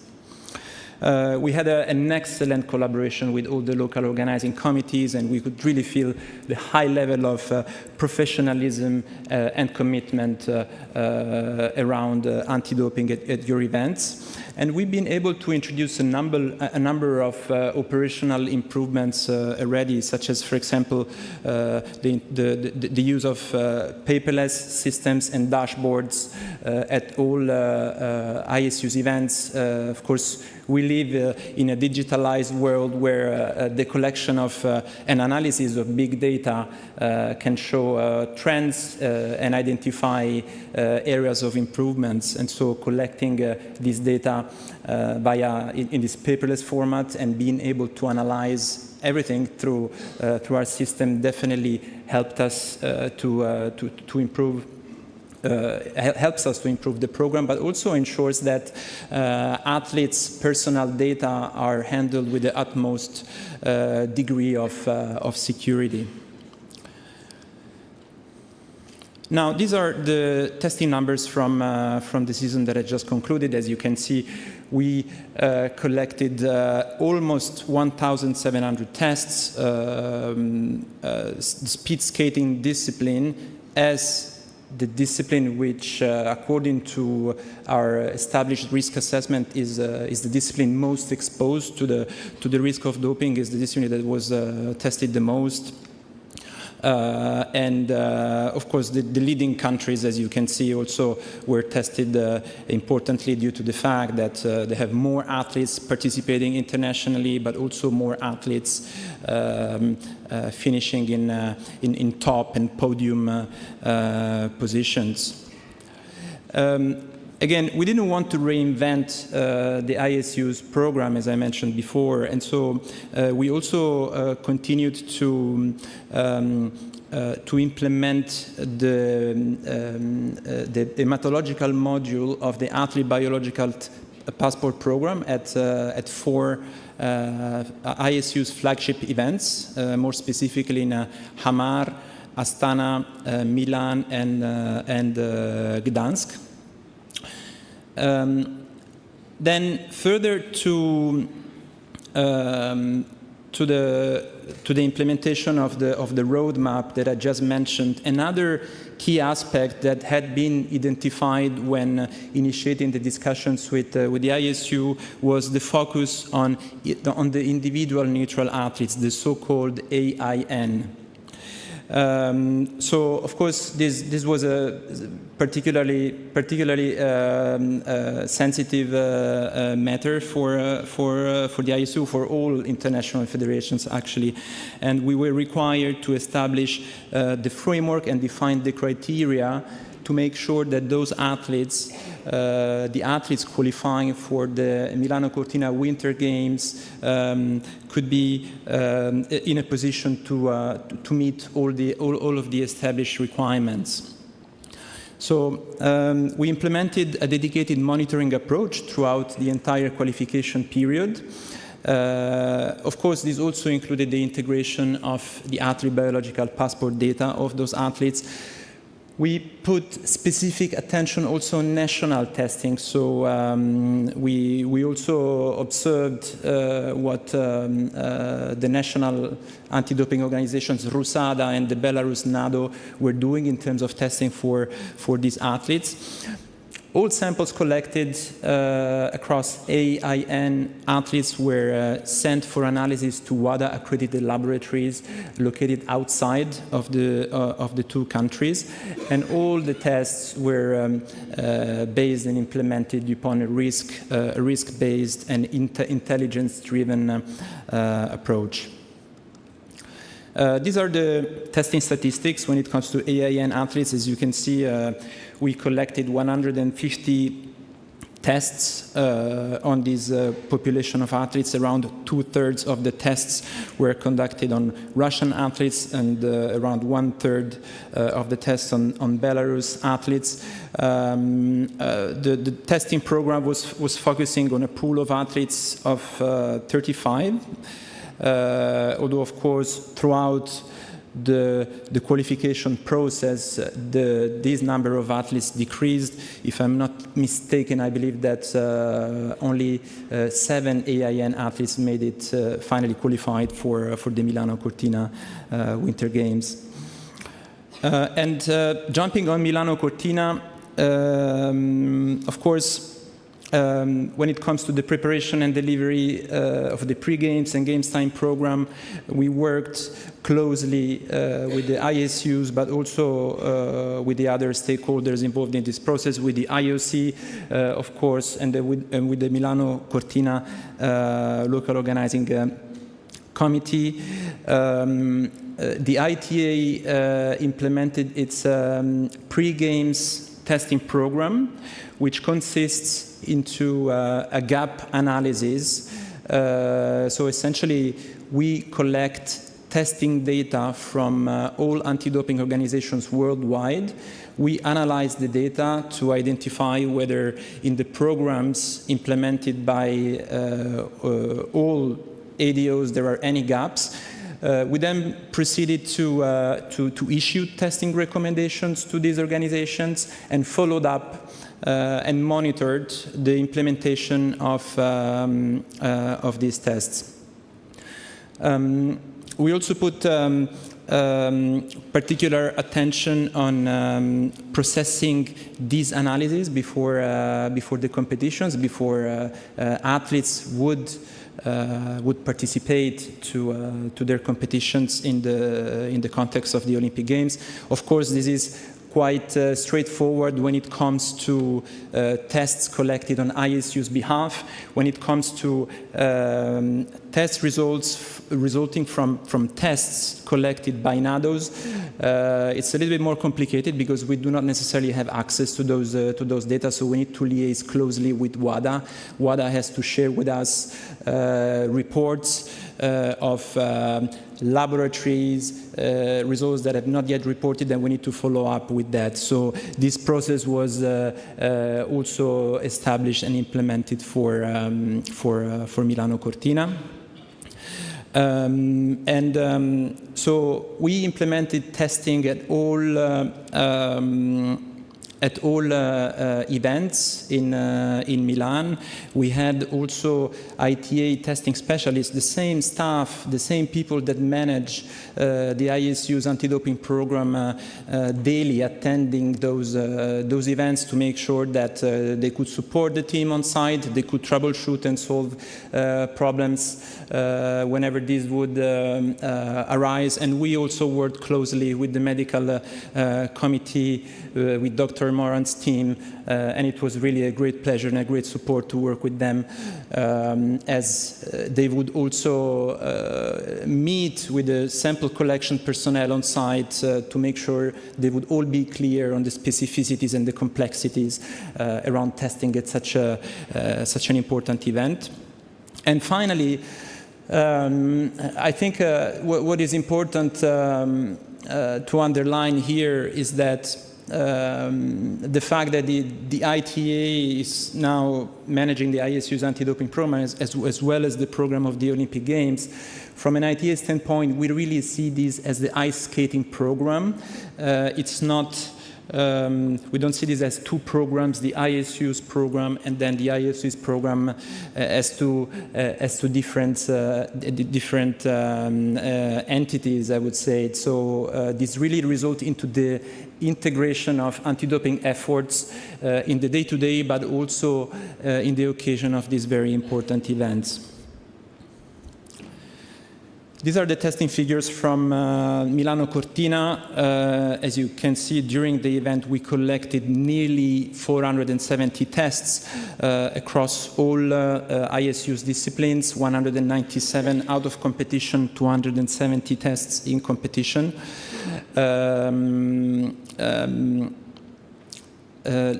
Speed skating was the discipline that short track was the most tested disciplines during the event, and as you can see, the out of competition tests were performed not only in the lead up to the competitions and before the opening before the opening ceremony, but throughout the entire period of the games.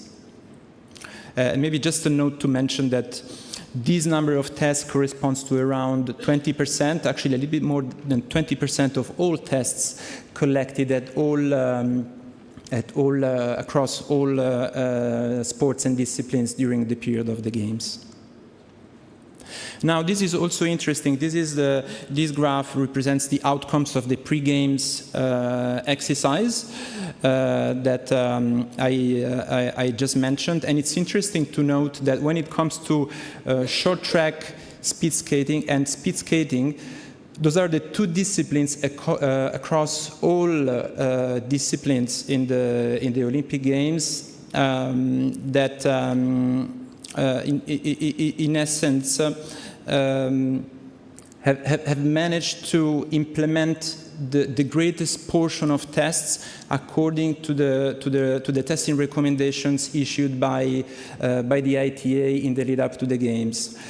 So this means that not only the ISU's anti-doping program was very strong in the lead up to the games, but also the national anti-doping organizations did a very good job in ensuring that their athletes participating to the games would be tested prior to the event.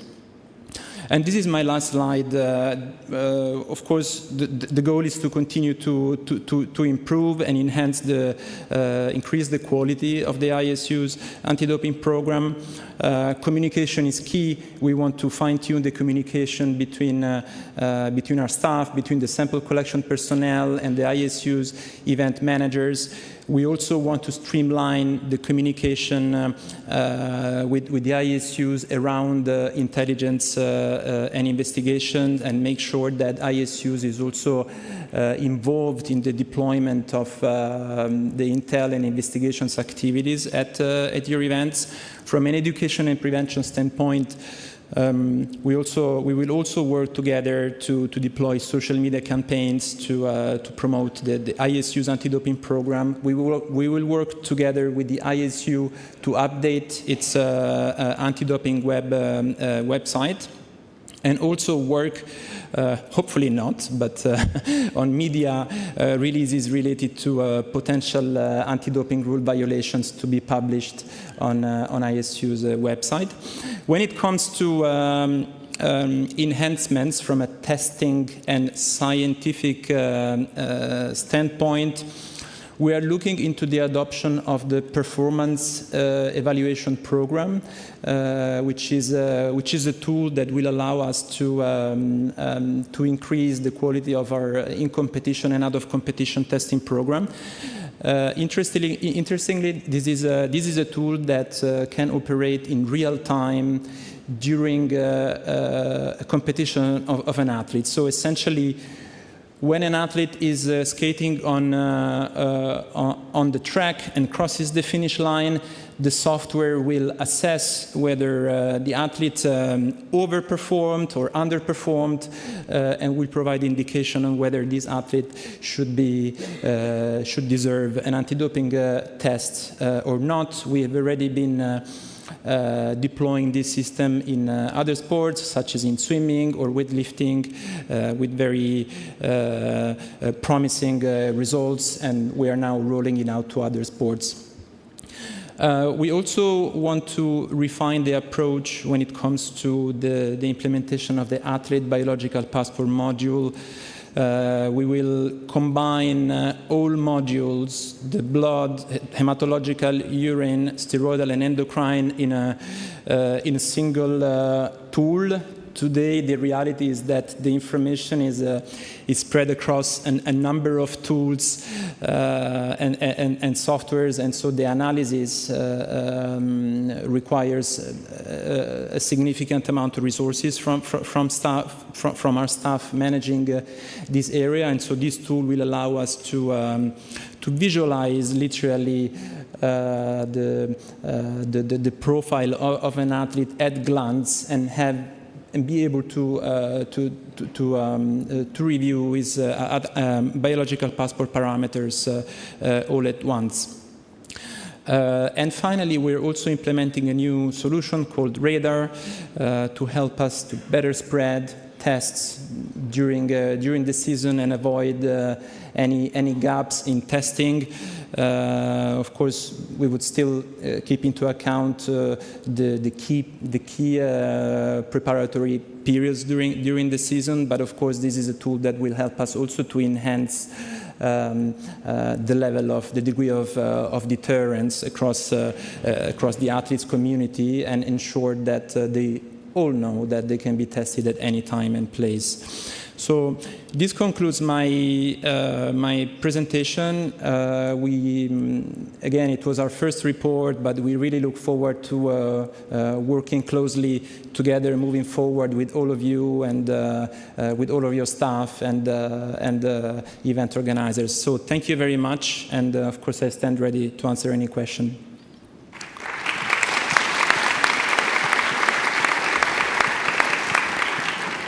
Thank you, Mr. Ballini. Do we have any questions? No questions. Thank you, and we look forward to continue to collaborate with you.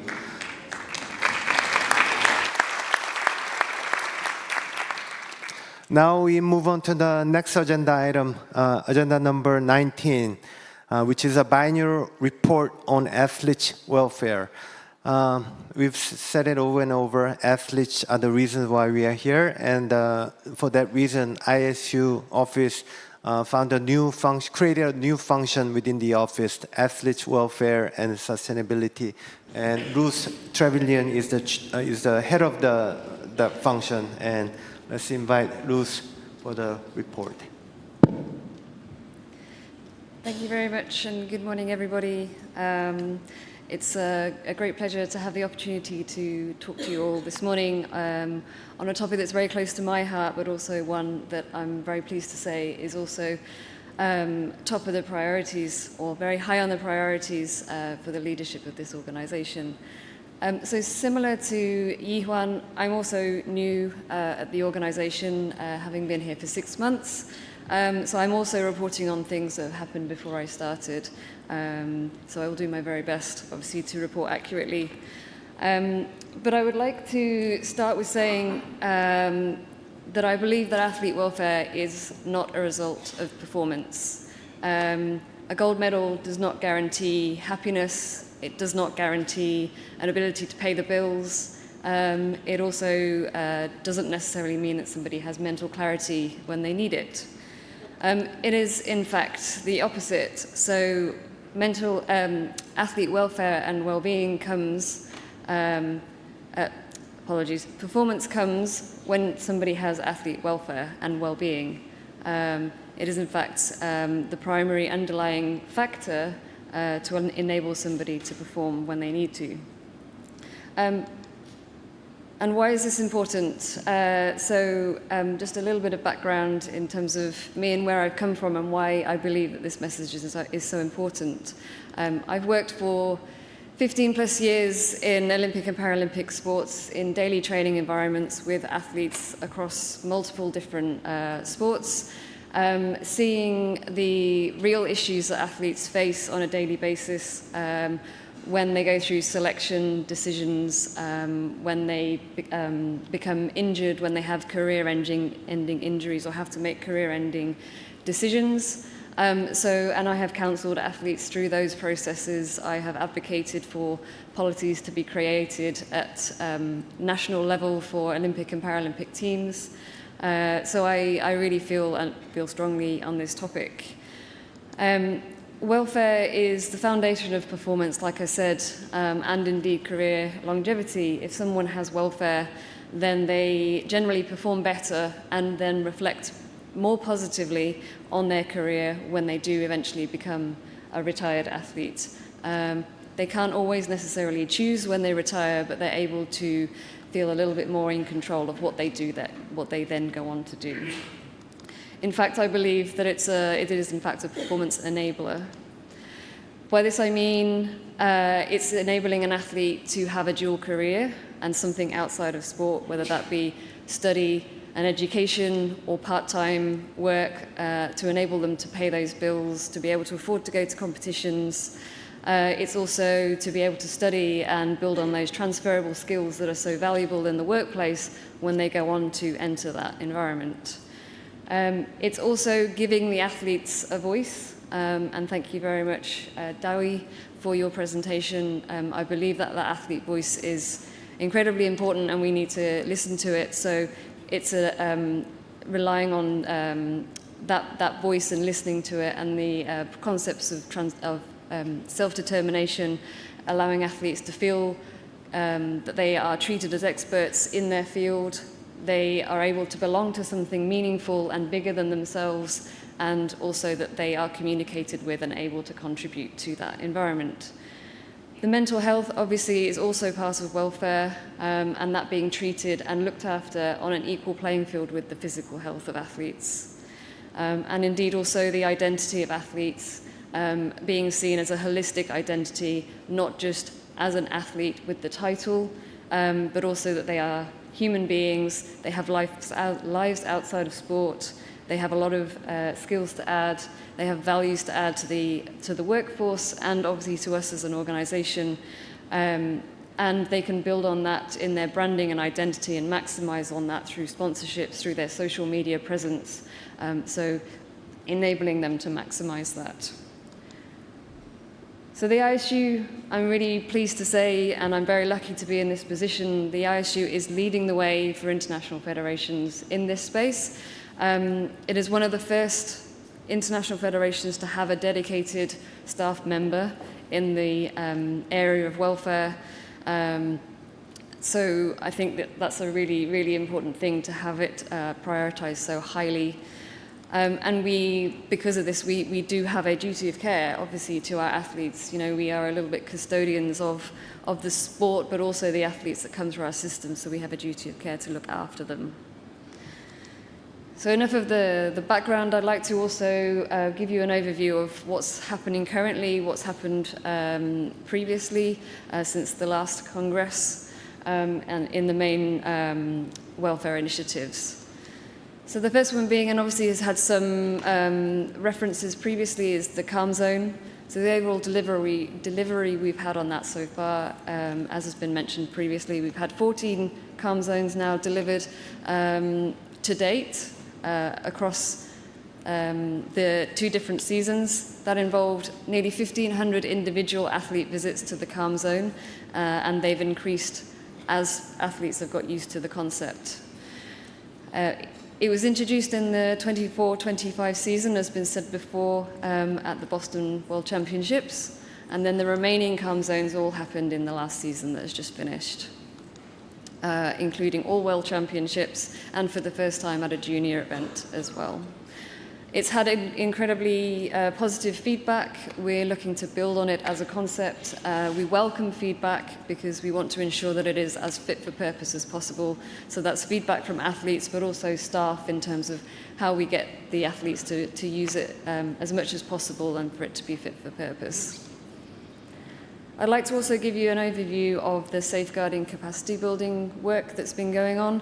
And first of all, I'd like to thank the people in the room, our members, for all the hard work that's happened in this space, obviously preceding me being in post, in terms of the amazing progress that's been made in this area around implementing safeguarding points of contact, implementing policies and processes, communicating it as a topic, and also educating staff as well, and communicating with athletes. So thank you very much for that progress. And obviously it's something that we will continue to work on and support you with. Another key topic in the area of welfare is our cyber safety program, which is delivered through Arwen AI. Just a bit of background for you. In the 2025 season, the Arwen program analysed nearly 300,000 social media comments, over 92 public-facing athlete social media profiles. And these profiles were on our monitoring program, which we delivered through 3 different stages. Initially, we selected 50 athletes, which we thought would be potentially the highest at risk for negative social media interactions, and we placed them onto our monitoring program, which means that we simply look at their public-facing social media profiles. It's publicly available online. We are not looking at anything that's personal. We're not asking for any passwords. We don't even tell the athletes that we are looking at those. We simply use it as a method to see whether that athlete is in need of support, because they don't always come to us to tell us that they need support. So we initially started out with those 50 athletes. We added an additional 23 more in the lead into the Milan Winter Olympics. And then in that period after January, during the Olympics, we actually had 4 athletes proactively sign up for our moderation service. So the moderation service is where we can actually actively get involved in taking down that negativity on an athlete's social media feed. It does involve the athletes signing up for that, which is why we have a small number of athletes on the program so far, and we're very keen to promote the benefits of that to increase the number of athletes actually benefiting from that service. So a bit of a context for you in terms of the Milan Winter Olympic Games specifically. The comments that we analysed just over that period alone accounted for 52% of all negative comments that were received on the platforms that we were moderating or monitoring across the entire season. Those comments, 52% of them were received within the Olympic period alone. And 59.9% of these were classed as severe or suspect, i.e. they needed action to be taken, that athlete probably needed support. Also during the Olympics, we witnessed an increase in athletes and officials receiving negative social media comments online. Some reached out, some didn't, and this obviously demonstrates the increased need for support in this area. And media reports, there were many that came out across the world. I've listed a couple of key countries where it's become evident that it's a worldwide problem, and now the International Olympic Committee as well as national Olympic committees are starting to take action in this space. So I would actually like to raise a call to action today, because in terms of the 1,400 comments that have been flagged so far as negative, severe, needing action, nearly 97% of those comments have been on monitoring-only social media profiles. That means we could take no action other than to contact the athlete and say, would you like help? The problem with doing so is they're in the middle of a key competition, or they're bombarded by emails through other channels. They may not have the time or the mental capacity to be able to respond and ask for that help. So we would love for the help of the member federations and the athletes in the room to increase the sign-up of the Moderate program, where we can actually actively take down those negative comments on athletes' social media accounts. And I'm very happy to answer questions on how we do that, what that process involves. We also have athletes on our athlete committee who are also on the Moderate program, and they very kindly are trialling it for us and would be very happy to also support athletes through that process as well. Because only when they're on the Moderate program can we actually help those athletes. I'd also like to give you an overview of the mental health and welfare provision at the Milan Games. This was something that I was directly involved in, and it's a new venture with the IOC in terms of having a dedicated point of contact for welfare at a Games. This has not happened before. So I was there as the Games Time welfare point of contact for skating across all disciplines. So I had direct contact with the IOC safeguarding team. And that also meant that when they flagged through their cyber safety program any issues, they contacted me and the National Olympic Committee for that athlete to make sure that they were able to access support. So that direct line of communication was very positive. We were also able to integrate, thanks to Dr. Jane Moran, the athlete medical welfare plan into the medical team briefings at all of the different discipline medical team briefings during the Games, to make sure that welfare was included into that, and that people knew that I was on site and how to raise concerns if there were athletes struggling. We also had a dedicated space for mental health crises assigned at the figure skating venue, and this is something that we would like to continue across all disciplines. And I was able to as well go and experience in person the IOC Mind Zone to look at how they deliver that, share some ideas, again, to try and include different ideas into our calm zone concept as well. So just sharing some ideas and best practice. And additionally as well, we expanded the provision to cover officials and ISU staff as well as just athletes. So if there were athletes, if there were staff and officials struggling, so whether that would be with cyber safety or something happened at home, there was a dedicated point of contact that they could come to. Other notable welfare activities that have been going on. So we have the Athletes Committee that we have obviously heard of from Dawi as the outgoing chair.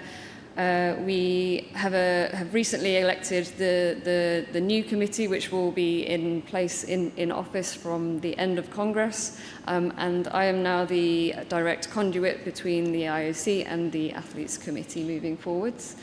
So that will enable, again, a strengthening of the athlete voice, athlete welfare within governance and policies and decisions within the International Federation. Also on the table is athlete careers and transitions. Dr. Jane obviously also mentioned that the survey. This is something that I would like to take forward. I think it's important that we understand what member federations are already doing and national Olympic committees in terms of how athletes are being supported in what happens next after their careers. And indeed, we recently were able to offer some online workshops from the IOC Athletes 365 Career Plus program for our skating athletes to be able to access their workshops in that space as well. So there will be a survey coming out soon to understand what's already going on in this space before we then try and roll out some programs to support you in that. Additionally, the Medical Commission has been reformed. We have new members, and again, thank you very much for those that are outgoing. It has a new name. It's now to be called the Sports Medicine and Athlete Health Committee.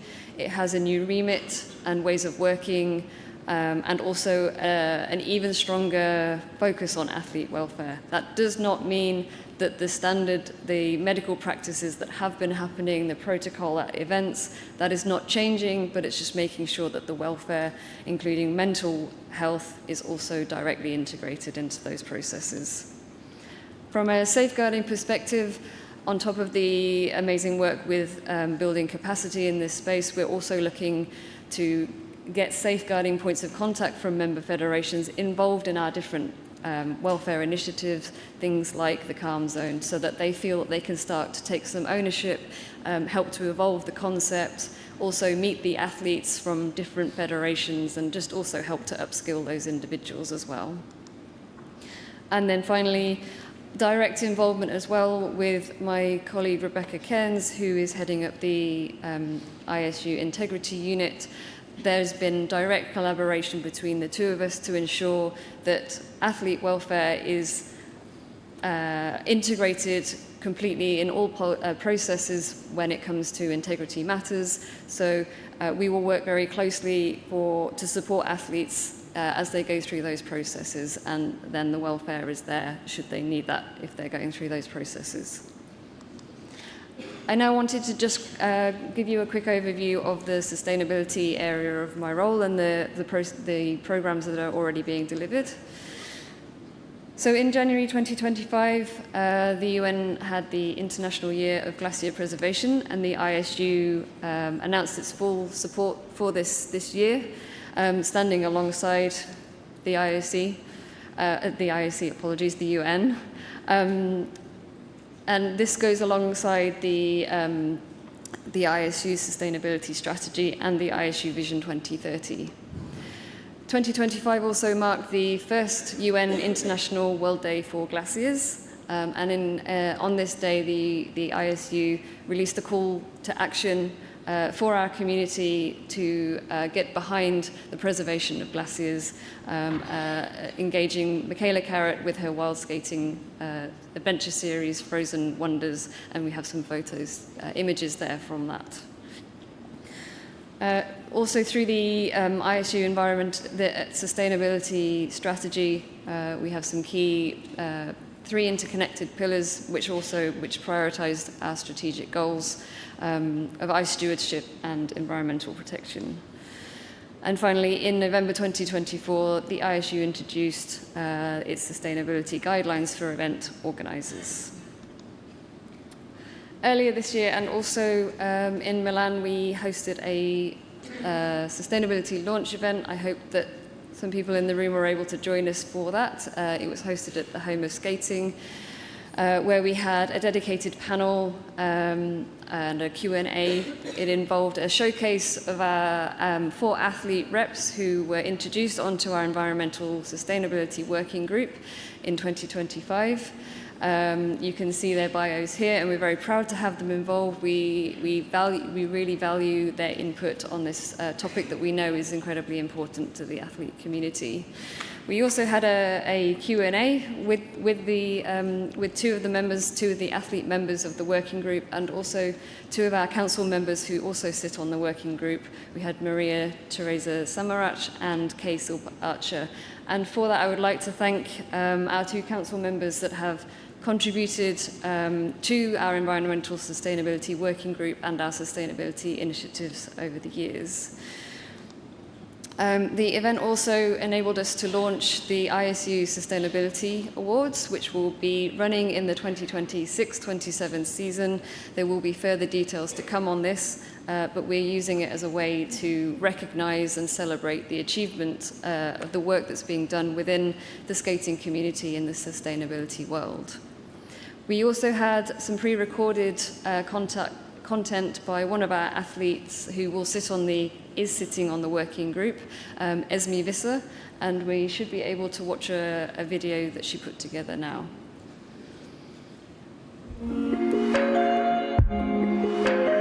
In Holland, as younger kids, we went on natural ice, we skated on lakes, and from then we start skating here in ice rinks. It's very important we hold on that tradition. We want to perform in a healthy environment, so we also have to take care of that healthy environment. We have to take care of our planet.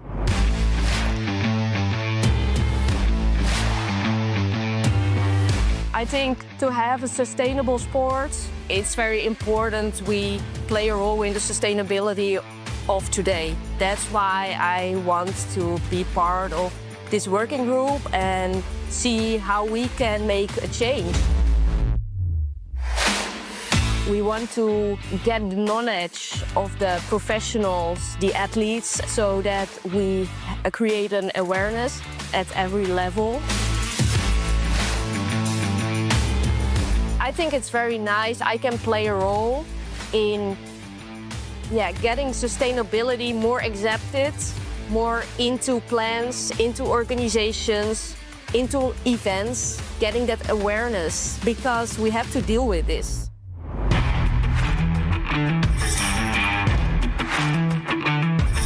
It's very important that everyone is seeing the urgent situation we're in. The existence of TEOF was under pressure because of the energy bill. So they added sun panels, they added batteries. So spreading the good examples of sustainability solutions is very important.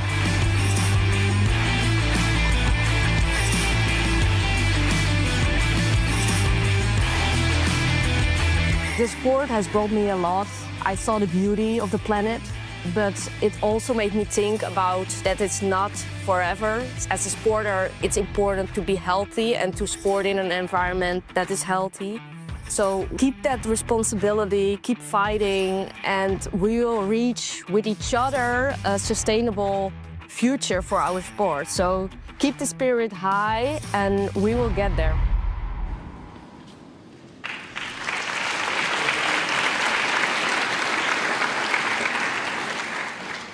And I think that video demonstrates how the athlete message is far, far stronger than me standing up here and delivering a presentation to you. So very grateful to Esme for putting that together.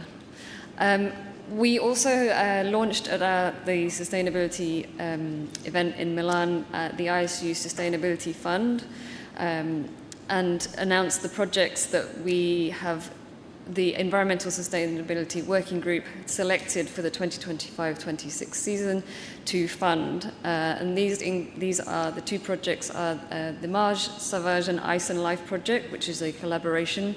This is an advocacy and science project based on post-glacier biodiversity environments in terms of researching what those environments look like once the glacier has receded.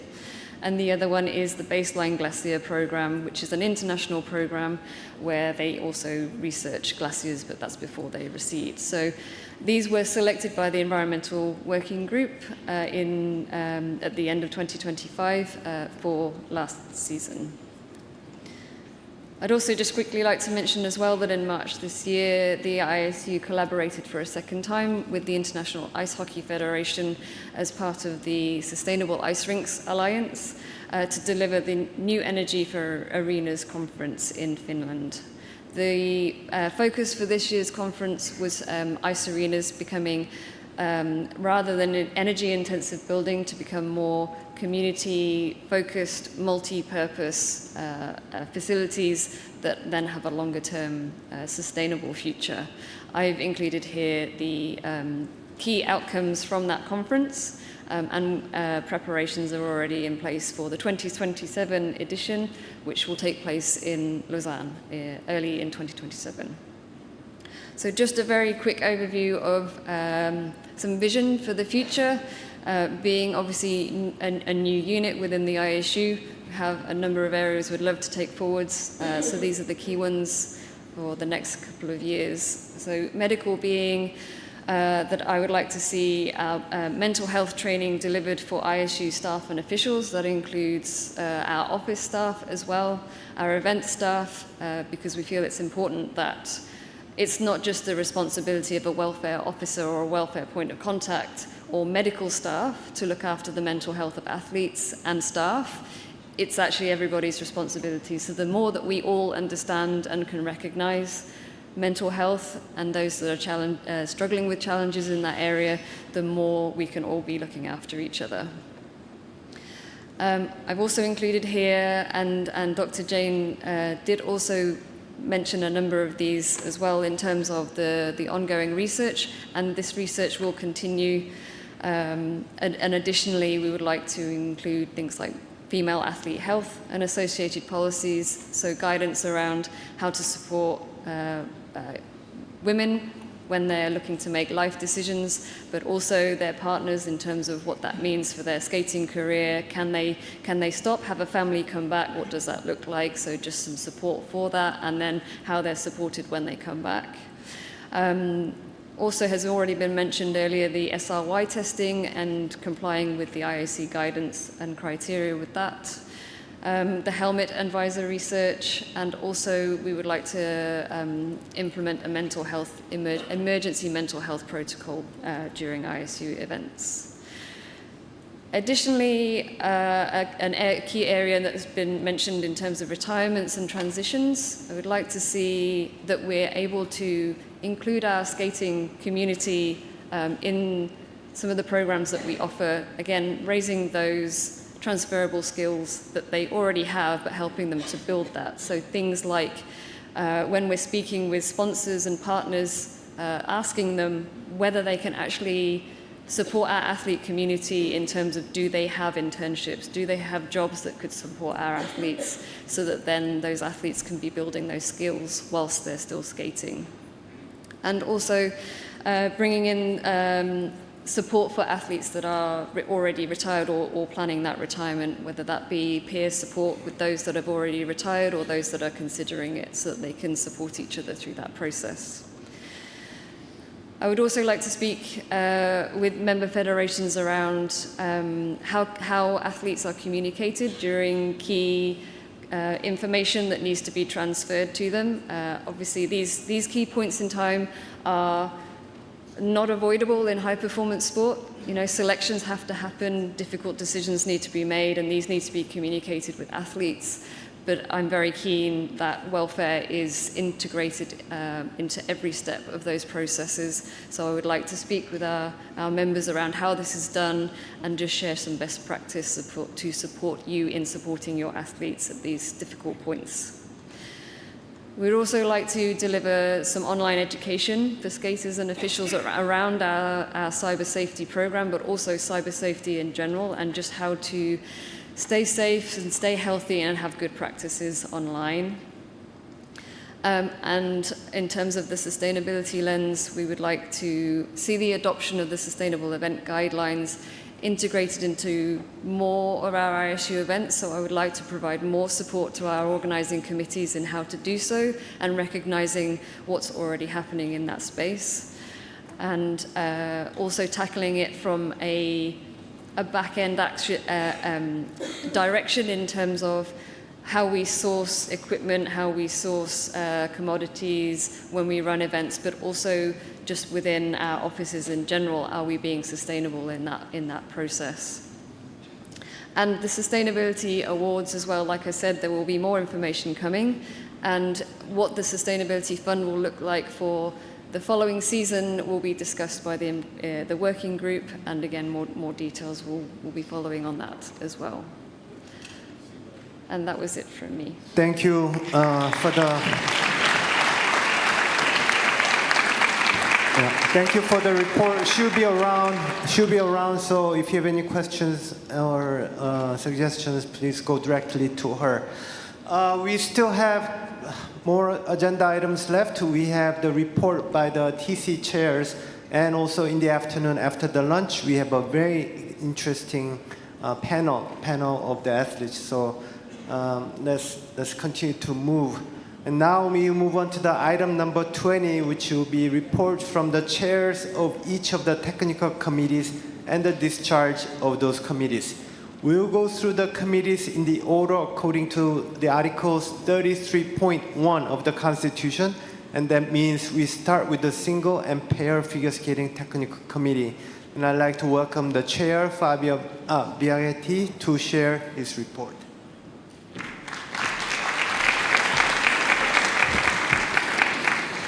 So, first of all, thank you very much to Jayul and all the council to let us to present this report about the work of the committee.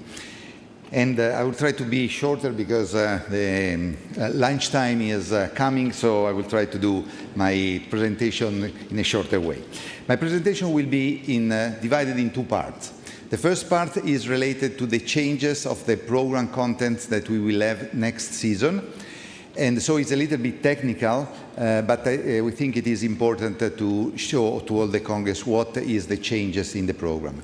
And the second part is related to the work of the committee and to the work of the committee and to what the committee has done in these 4 years. So we start with the changes for the singles. And for the singles, is written everything, but I just focused where is the changes. Will be maximum 6 jump element. And we will have in the free program 1 choreographic spin. And this is new, and after we will go to see the details of this. For the junior, will be the same, so the same things, 6 jump elements and 1 choreo spin. The jump combination has now changed the definition, and the Euler that you can do, you can or you cannot do, now it is not anymore listed jumps. So that means that in the combination you can have 1 more listed jump than before.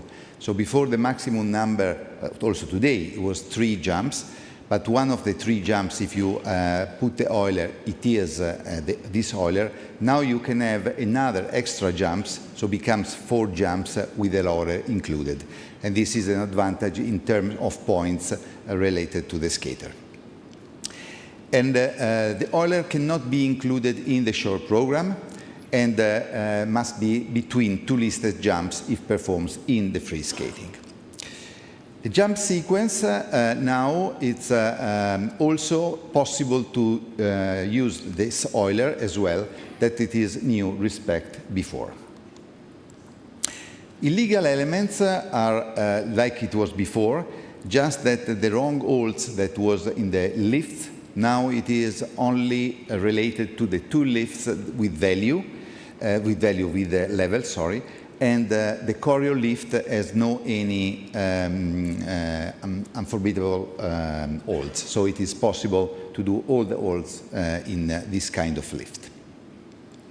Another important changes is that now, independent of the number of the revolution of a jump, there will be only the possibility to execute 3 jumps with the same name. So for example, if you do a Lutz, can be only 3 times a Lutz, quad Lutz, triple Lutz, double Lutz, but you cannot repeat it, the Lutz more than 3 times. And this was done to have more variety and to avoid the situation in which the majority of the jumps was only 1 type, especially in lower level events. This is the definition of the choreographic spins. And the choreographic spins is a spin in which you have very, very little requirements, only 3 consecutive revolutions that can be on 1 or 2 blades, and in basic or not basic position. Practically, it is a totally free element, and we wanted to have this new element to enhance the music and the choreographic of the program. So we expect to have some very interesting spins, because when you have not to perform this with the requirements that are obliged to get the levels, we hope to have something really new. So it's something in which we are really believing could be very good for our program. In pairs, we will have, for the short program, all the rest it was like the same, the pair combo spin. The pair combo spin before was in the free program. Now we have moved it in the short program. Every second year we will have the pair combo spin, and in the other year we will have the solo spin. And so it is the same elements that before was in the free program moved in the short program. This is for senior and this is for junior, where it is the same situation. In free skating, we will have now only 2 lifts with levels that must be different from one to the other, from different groups. And we have now this choreographic lift that is a new element in a way. And also we will have 1 choreo per spin. In junior, it is the same for the choreo spin, but we will not have the choreo lift because junior has 1 element less and it was like it was before. So there is no this choreo lift. Jump sequence and jump combination must consist of 2 jumps in pairs and, okay, of 2 jumps. That's this is totally new. One things to be precise. All this that we have seen now, it was decided at the Congress in 2024 in Las Vegas. So all these changes are implemented now, but they were decided the Congress 2 years ago. So it is already 2 years that everybody knows about these changes. But I just want to tell you because it is new for the program of the next year. These things, on the contrary, is totally new, and it is just a change of the definition at the moment in which it is called the lift, that before was when the lady was passing the man's shoulder, and now it is decided to say to the top of the man's head. It's just a very small details, but it makes more clear in some situation how to call a lift, because in some situation there was this year the problem if it was on one group, on the other group, because it was very borderline this point of definition. So it's just a drafting in a way things, but to be much more clear for the future. The choreographic pair lift is a lift in which, again, there is no practically requirement. It is, must be an ascending and descending movements and must be 1 revolution. At least, I mean, they can do whatever they like. And again, it is to have the maximum freedom, the maximum possibility for the skater to have something new, and like the combination pair spin that we will see later, we think that they will create some very interesting elements. And the choreographic pair spin, the requirements is the same that we have seen for the singles. Just one of the partners has to do 3 consecutive revolutions on 1 or 2 blades. And the rest is totally free. So again, is an element practically without any requirements that will be allow the skater really to have and to put their fantasy in the most special way, we hope. Okay, now we are going to see what it is, it was the activity of the committee in these years and what it is the work of the committees. The first important topic, and in the future will be even more important than today because we could have some changes, is the development, improvement of the officials. So this is one of the most topic of the work of the committee. We had held several seminars. And these are listed the seminars that we had in the season 24 and 25. And this is the seminar that we have held in this season, so 25-26. So there are quite a great number of seminars. I hope that in the future can be even more, especially if we need to instruct judges maybe with some different ways. These are the examinations that has been done. All the time we have an exam in Frankfurt and in Oberstdorf. So it is in 2024 and 25 we have the examination, and the same will be for this season, in which we will have either in Frankfurt the examination for the technical panel in Frankfurt and for the judges in Oberstdorf. Material for the officials. The technical committee, it is updating all the year and they're coming out with new version of all the changes, and these are published in the technical panel and book for singles, technical panel books for pairs, and the judges and referees handbooks. These 3 books are really helpful to, for any preparation of an exam, preparation how to judge and how to evaluate elements, and are also very important when there is some kind of question, especially in the calling of an element, to have a fast possibility to look and see what the suggestion is in this situation. So it's a very, very big work, but it is absolutely useful for all the officials. There will be now all the time a PowerPoint presentation for referee for the initial judges meeting, for the single technical panel and for the pair technical panel, that the referee and the technical controller are using to present their, at the beginning of the competition, their the meetings. They can modify, but this is a guidelines in which they are starting, and this is absolutely useful for all the officials to have a correct starting point. There is the e-learning material that it is published in the e-learning platform, and this e-learning material is extremely important for the preparation of the exams and for the annual recertification of the officials in all the categories. As you know, now we are requiring to have every 2 years a recertification test, and now this year will be the first time in which you have a scoring that you have to pass over to be recertified. And so you have the possibility to test before in the e-learning platform with some examples, with some tests, and after to do the official test in the due time. The technical committee is also preparing material for national seminars in case the ISU members are asking this, and helping all the members to educate their own judges, giving some materials for this. Cooperation and support of the Development Commission, and before to say about the Development Commission, the Technical Committee is always being very close to athletes and coaches, and they are always trying to have a contact and a direct feedback from them. We are organizing with the support always there from the Council, a meeting at all the ISU Championship.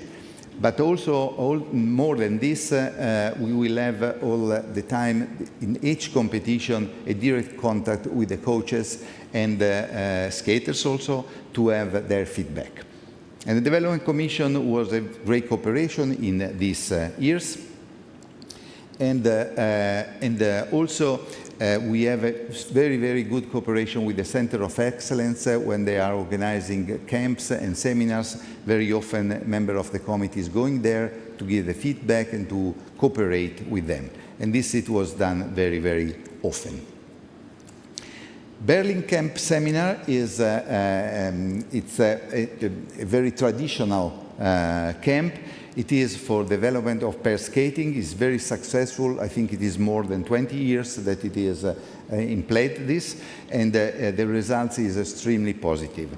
Every year there will be more than 10 pairs from about 10 members in training camp, but there are also all the coaches for these pairs, but also other coaches that want to start to learn how to teach pairs, and this is the best way in which they are coming. A lot of pair coaches now are coming from the instruction to this pair camp.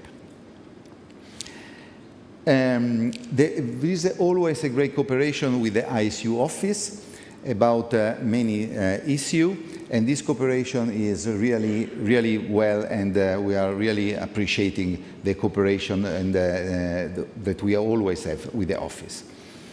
With the office, there is the database of all the activity of the judges, and with this, what we call activity books, in which it is written all the activity of the judges that they have done in each discipline, what segment they have judged, and all the seminars that they've done, so all the examination. So every judge, there is all the history of his activity.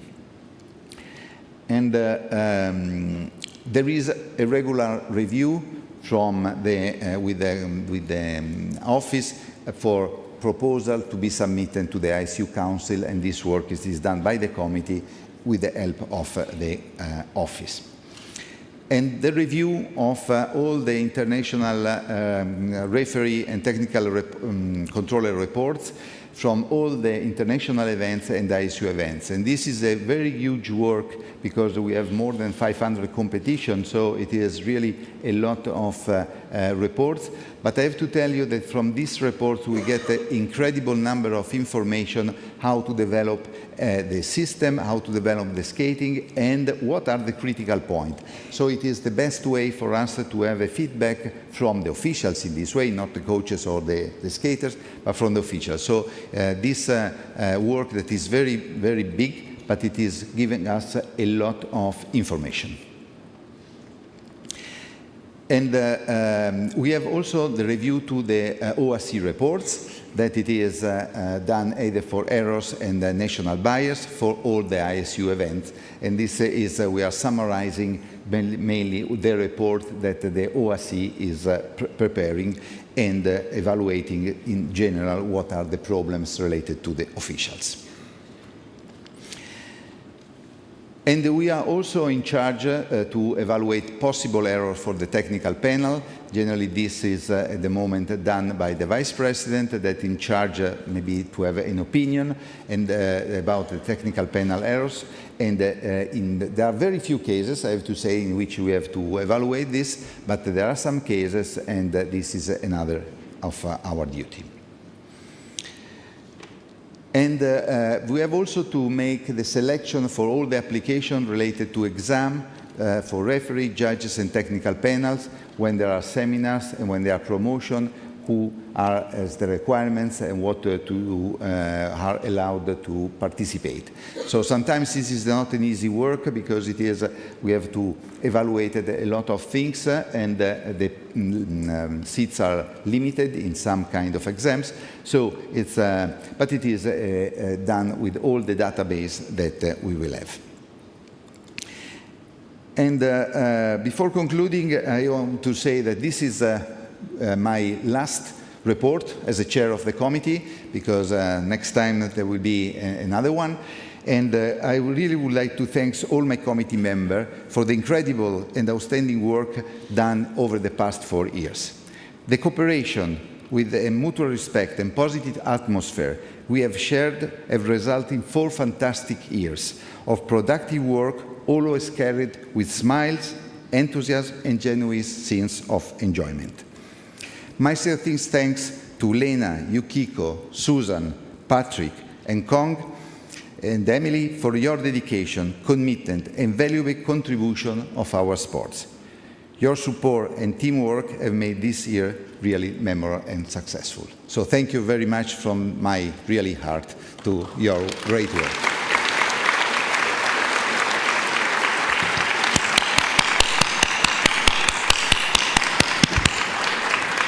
Thank you, Mr. Bianchetti. Yep. Do we have any questions?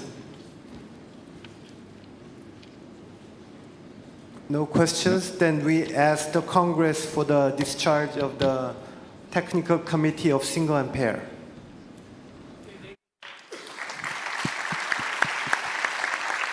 Thank you for the great work. So we are running late, and the lunch will be can only be provided in the set time. So we will do the report of all figure skating technical committees and then break for lunch and then move on to speed skating. Now I invite Sean for the technical committee report on ice dance.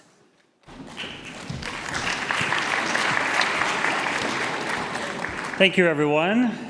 I'm excited to be here, and I appreciate the opportunity to talk about the work of the iStance Technical Committee. So thank you to President Kim, the Council, all of the members, and everybody watching virtually online. So I'm excited to have this chance to give you a lot of insight on the world of iStance.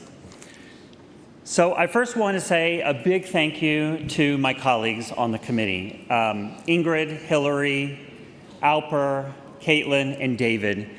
We've laughed, we've cried, we've had a lot of incredible moments together, and this will complete our term altogether. But it's been a very special time. We've got a lot of work that we've done, which I hope that you're able to recognize in this report.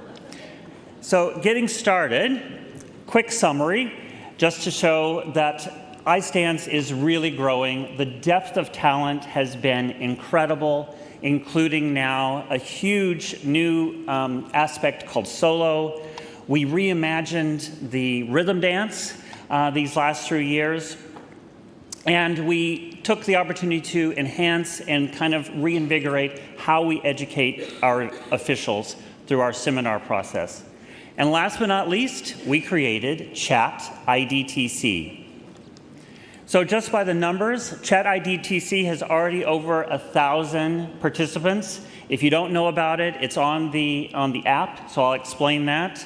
International Solo Dance last year had 9 competitions already. Our seminars that we conducted in the last four years were 17 in total. And our community outreach programs, our conversations we had with our athletes and coaches were 25 plus over the last 4 years. So with our Vision 2030 and the reimagination of the rhythm dance, we really took the opportunity 4 years ago to say, okay, we've got a marquee event that is the free dance. How do we make the rhythm dance equally as unique, entertaining, fan engaging, and let's think out of the box of what to do. So for the last 3 years, we took that opportunity to create the rhythm dance with themes and dance styles. So we did the music and dance styles of the 1980s, followed by the social dances of the 50s, 60s, and 70s, and of course last year, the music and dance styles of the 90s. Taking all that into the big pot of consideration with our athletes and coaches, what do we do next? How do we build on that foundation moving forward in keeping also with Vision 2030? We've come up with even another idea for what the rhythm dance will be this year, including even a new element that will be included called the creative dance element. So together, we're all working to lift rhythm dance, and if you've been to a rhythm dance competition in the last couple of years, it has blown the roof off the building. And so we're hoping that that momentum continues as well. Chat IDTC. So this was an initiative we've been working on for many, many years to figure out how do we connect in real time with our iStance family. We couldn't figure out where it would fit, where it would belong, and we finally settled on the Inside ISU Events app that everybody has. You're all using it here with the Congress. And we have already 1,000 members from just starting at the end of January when this launched. So it's really giving us an opportunity of exploring how do we give information in real time with real updates that's easy to find. You're not having to go through the website. You're not having to wait for a communication to come out, but it's real-time information. The goal going forward would be how do we continue to build on that and bring it to the next step, which is an interactive Q&A process where you, the iStance community, can submit ideas and/or questions back to the committee, and those answers can be submitted directly onto the app in real time. Our meetings with all of our iStance family have definitely grown over the last 4 years. If you remember in the past, we would primarily just do meetings at the World Championships and at the other championships. So 4 years ago, we took a completely different plan and we started to do these in-person meetings with our skaters and our coaches at all competition levels. challenger events, junior Grand Prix events, and of course, the championships. That's been invaluable because it's really given the opportunity for all of the athletes to have a voice and opinion and be able to express, do they have a concern, do they have a positive, do they have an idea that we can take back and start to work on as the committee. We also started pre-season calls with our referees and technical panels for the Junior Grand Prix and the Grand Prix. This now needs to expand. It's time for this option to grow even further, to include our officials, all judges, and to include other events such as challengers. So we really want to have an ability for everybody to participate before the season starts and even during the season on what are the rules, what are the updates, so that we're all in line together. The rules. We have a lot of rules in ice dance. And 4 years ago, we sat in the room and said, okay, we've got pages of communications. We've got pages and volumes of handbooks. How do we streamline? How do we clarify? And how do we make rules that are easier to understand and to implement? It has been a huge challenge. It is not even remotely finished. We've made a lot of progress, but there is still much more to come because you can't just throw out all the rules. We are a competition, first and foremost. We need rules. So it was taking all of that and piece by piece, working together with our ice dance community to determine what rules actually don't make sense. How does it translate from language to language so that it's clear for everybody sitting in this room to understand the rules? So that's been a big challenge. We also identified we had a clear consistency issue with the calling procedures. We lost recertification in person for our technical panels over the last few years, and that is a huge problem that has evolved over these last few years, which I'll address further.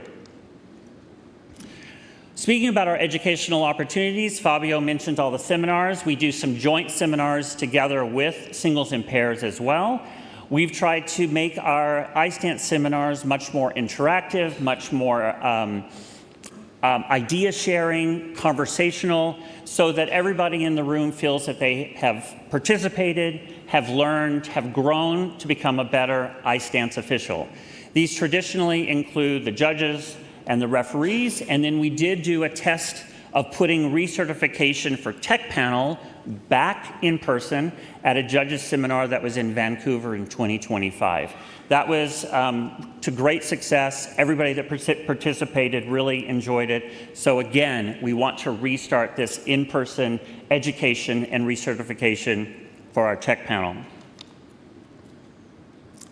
The development camps. So we've heard a lot about development. We're involved in the ice dance development camps as well. The core one over the years has always been at Oberstdorf with our junior and novice kids. The IDTC does participate. We do kind of a nice kind of chat, like Ask the IDTC. Those skaters can participate and ask members of the committee anything they want. And it's great. These kids at this level have amazing ideas, amazing questions, which then we're able to kind of say, okay, what can we do next, incorporating that. I'm excited that Ecuador is going to have an ice dance development seminar this August, and we need more. We need more of these camps to go all around the world. So anybody that wants to participate and create more ice dance, please reach out and let the development committee know. International solo. So this has exploded. It's been an incredible, fast rise that only started 3 years ago. There's an international solo dance working group led by John Millier and Kristen Fraser-Luukkonen that have done an incredible amount of work at bringing this to a global platform. The first year, 3 years ago, was only 2 competitions to kind of get things started. The following year, they were up to 6. Last year, we already had 9 international solo dance competitions. Where does it go down the road? If you ask a solo dancer, they want a championship. They want everything. They want a series, they want a challenger series, a final. So the sky's the limit, and I can only see that this is going to continue to grow and grow.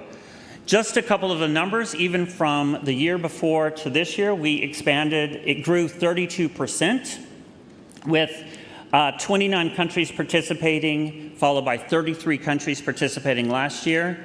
But what is super exciting when you put the numbers all together, over the last 2 seasons, 37 of you, the members, participated with athletes in solo international dance. That's incredible within 3 years. And that's only going to continue to double as we proceed forward. So congratulations to all of you participating.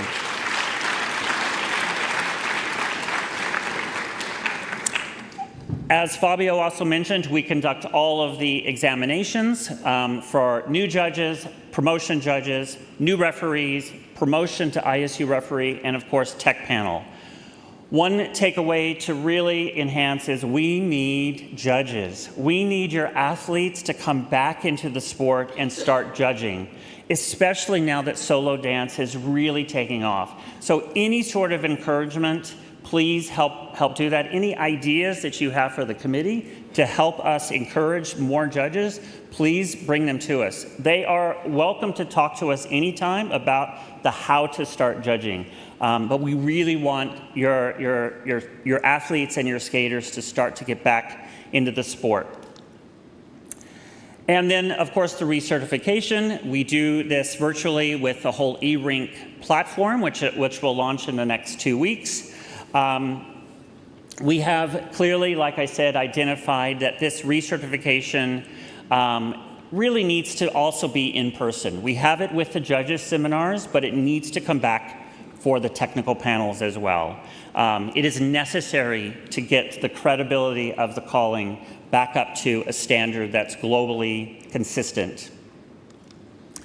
And then looking ahead, we want to expand these pre-event calls that I mentioned to include all competitions and all judges, not just the referees and tech panels.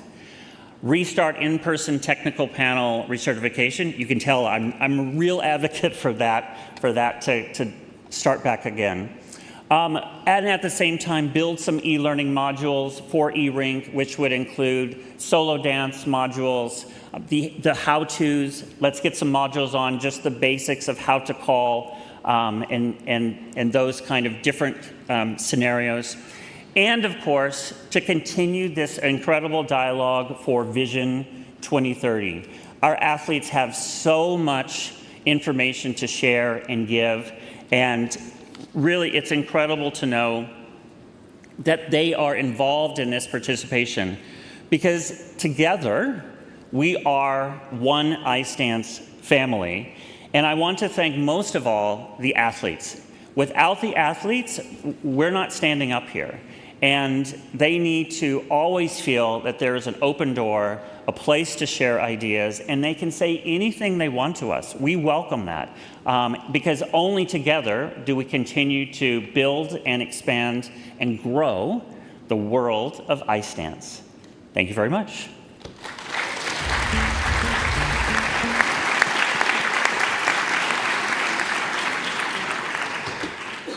Thank you, Mr. Ressat, for the report and the excellent work that your committee has done. Any questions? No questions, then I ask the Congress to just discharge the iStance Technical Committee.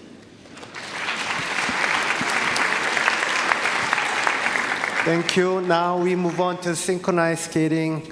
Chair, Ms. Louise Long. Thank you, Mr. President. I'm very tickled to be your last speaker right before lunch. It's an honor to sit here in this position. So my goal is to be brief, bright, and gone. So synchronized skating is really a discipline about a team. It's very physical, it's mental, and it's socially focused. Each team becomes a community, and we're a community, and we're all here, and I've heard this all day, but the skaters, our customer. And if anyone knows me, this has been my statement and position for many, many years. We're only here because they're our customer. And so I think that every decision we make must be made with them. What do they want? In 2025, we had 30 members participating in synchronized skating, and that equaled 1,300 teams. That being said, there's about 22,000 athletes skating in ISU and non-ISU categories. We have over 300 adult teams, and that really speaks to athlete retention. What I've enjoyed is judging these young athletes and watching them continue to skate through university, become married, have children, and now they're working with me on judging panels and on committees. So that's just a really heartwarming thing about this sport. You become a lifelong athlete, and you can do this sport much longer. I skated in my 50s on a synchronized team, and I'm no longer 50. One of the things that also really warms my heart is when we have a new federation, brand new, and they have a new team. If you've been at our World Championships or at any competition, when they step on the ice, the heartfelt applause and excitement is really cool. And that's what synchro is. It really is, we're all for one, one for all. And before I move on that note on one for all, a key member of our committee has been our athletes. Again, they're our customer. Engaging with Ida Hellstrom, who's our appointed athlete, and Natalie Lindquist, who was on the Athletes Commission and has been succeeded by our new athlete, who we look forward to working with, Tessa Tamminen from Finland. Our committee also has a statement, or a motto, if you will, and it's WITT, W-I-T-T, we're in this together. That being said, our focus is on increasing the skill of our athletes, and we work very, very closely, or I should say we benefit from the programs and products that the Athlete Committee creates for us. We participate in the junior level camps, and every year we've seen an increase in the interest. These camps are very large. They have over 100 participants, and when you add in the coaching staff and the resources required, it takes a lot to make things happen, as you know in the other disciplines. You got the budget, you have the schedule, the hotels, the logistics, moderators, communicating the schedules.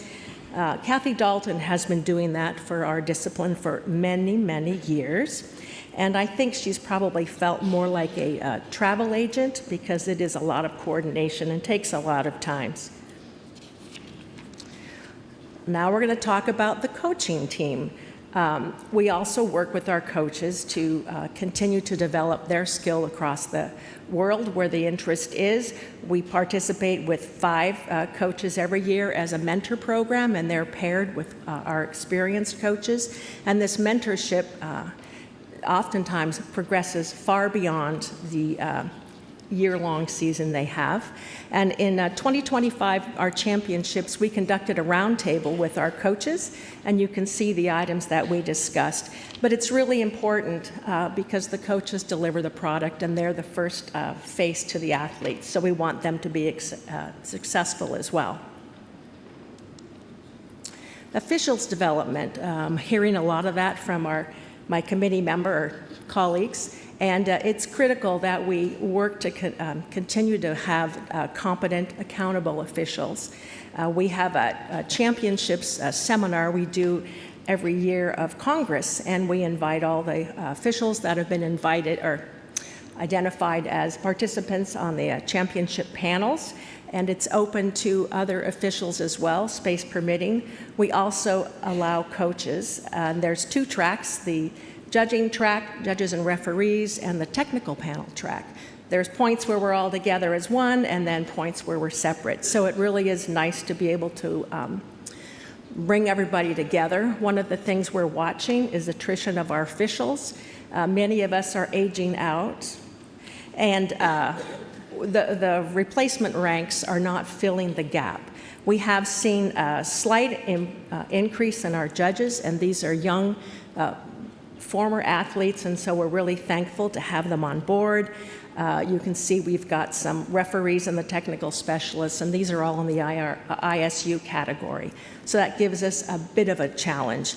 We've got a new path to develop for our Synchro 9 officials. It's a different training approach, so that will first happen in Frankfurt at the end of the month. Competitions. Our competitions are a lot of fun, and we've seen about a 10% increase in competitions over the year. We hope to see an additional increase from other federations that are now interested. We've had, let's see, the largest competition we had was a Challenger Series hosted by the Netherlands, and we had, let me see, what are the numbers? Is it on the screen? No. We had 33 teams, which I believe is like over 650 athletes. So that's a huge statement of work, and we really appreciate the organizers who are hosting these competitions. And if you've ever been to a synchro competition, we have a run schedule like you wouldn't believe, and it goes to the minute. It's just magic. Once you've written it, it takes a life of its own. Teams show up, they leave the locker room, they go back. You don't have to herd cats, let me tell you. And finally, we have the British Ice Skating to thank. They are hosting all of our World Championships this year in Nottingham. So when I say all, it is our 2027 World Senior and World Junior and Synchro 9 Senior and Synchro 9 Junior. And Synchro 9 will have a different judging system than the regular events. So we are going to thank Swiss Timing well in advance because it's going to be a nightmare. And then we're going to talk about the competitions for a community benefit. We really do see that in terms, there's my number, see that in terms of the volume of people that show up. Synchro competitions are held in smaller venues, so we tend to be in smaller cities, and we can overwhelm a city. There's a lot of benefit in terms of the hotels, the restaurants. They're typically at capacity, but if you want to sell some merchandise, there's your opportunity. E-Rink and continued education, the amount of online tools that enable us to be efficient is amazing. I remember when a competition was going on, you have to go to the bulletin board to get information, and it's old once you put it up. And we have now launched our synchronized glossary. It's on the e-learning website, and you can see there it contains a library of elements. We can be used by anyone has access, as you know, coaches, skaters, judges, and it helps people to understand what synchro elements are about. There's videos where they can practice evaluating and learn how they're structured. So it's really been very helpful. It's up to date, and we look forward to continuing to expand the videos in there in particular. We've also have tools for our online refreshers for our officials, and those are also available for any judge that or coach that wants to use that, because they need to understand how their programs are being evaluated. And for us, the best practice was Sean's chat iStance TC. That really is something that we look forward to be able to capitalize on next year. So thank you, Sean, in advance for that.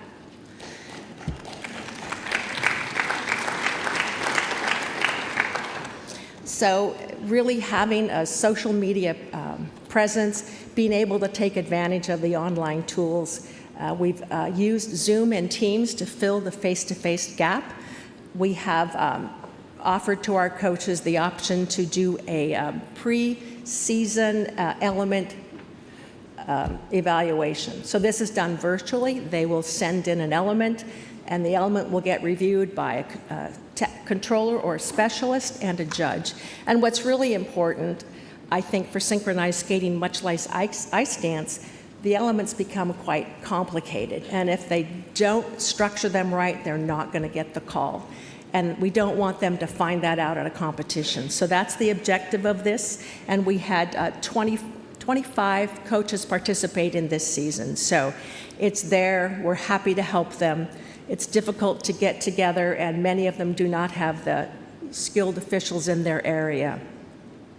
The social media, we've talked about that, and we're really appreciative of what is on the ISU website and how that's just really expanding the profile and the recognition for our athletes. Summary of changes. Obviously, we've been focusing on the content to support Synchronized 9. We have changed the definition of teams. There's the regular 12 to 16 and the Synchro 9. We only have one new element. Thank you, Ice Dance. It's your element, creative dance, so it'll be interesting to see what the teams do.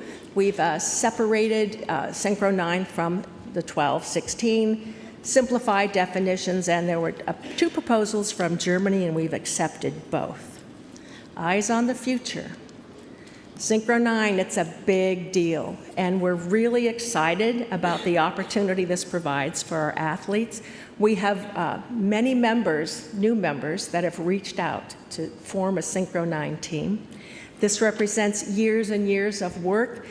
The JUL's support of getting this product, this new team structure into the youth games has just been so meaningful for so many athletes. So we're looking forward to what this new format can offer, the new change in the way it's being evaluated, and the new structure, the new competitions for the Olympic format. We're just very, very excited about what Synchro 9 has to offer. In summary, see, I'm already there. Be brief, be bright, be gone. The athletes are our customer, and it's an ever-evolving sport, and we want to make sure that we are listening to our customers. Our teams have high energy. They're learning and changing the athleticism every year. We are increasing the skill required. As you know, I've said we have very strong athlete retention. That's something we're very proud of. And we have a working together philosophy. WIT, right? W-I-T-T, we're all in this together.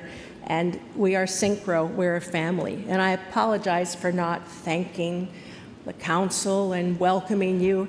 We're all a team. In my mind, I don't care what your role is. You're part of the Synchro family, so thank you for listening to that. And finally, on behalf of the Synchronized Committee, we're all elected, and we thank you for those that elected us, for putting your trust in us to be able to do these positions. We've had leaders through the years, Pat French, Marie Lundmark, Leon Lurie, Uli Linder, Chris Buchanan, Philippe Métro. They've all laid the ground for where we are now, and some of them are gone. But to see that we've achieved the Big O is really rewarding on their and shows their love. We're ready to transition the responsibility of this activity to the new committee, and we wish them luck in achieving the Winter Games and luck in Synchro 9. And all for one for all, let's go eat.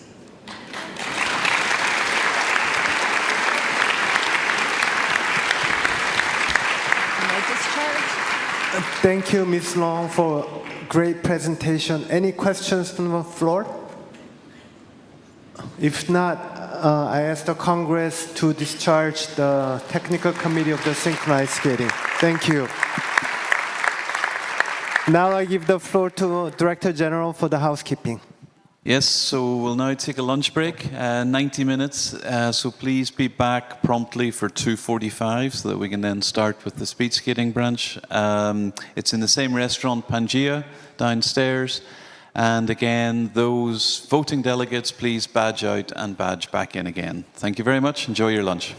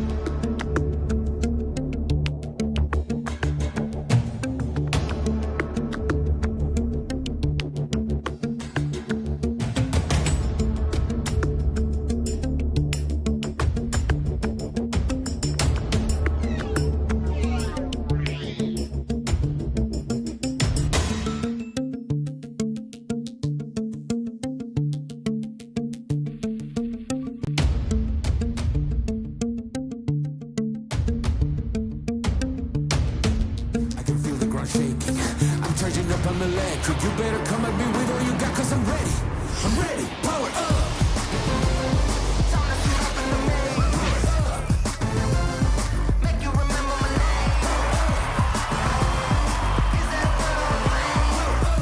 But it's a whole new era, Tyler, and a whole new attitude. Boards were super cool, the tunnel entrance, and then the crowd was just amazing.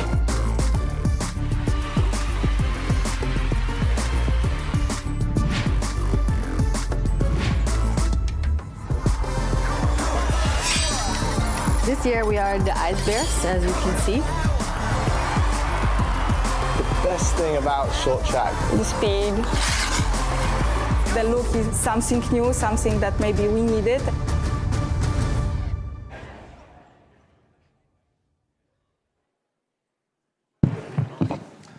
Good afternoon.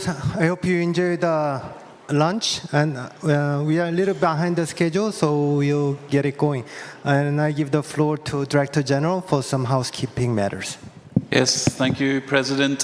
Some of you have a new QR code on your desks. That's because you haven't yet checked, verified, or completed your contact information that we spoke about yesterday. If you haven't got a QR code on your desk, it means you have verified and completed the information, so thank you. So if again, it's just very important. There was the request to improve communication. We can only do that if we have your proper contact details. So please do take the time to fill it out so that we have that. Thank you. President, back to you. Thank you. And we move on and we continue to agenda item number 20. TC Chair reports. Now we start the afternoon session with the Chair of the Speed Skating Branch, Mr. Nick Thomas, for the speed skating. Nick, are you ready?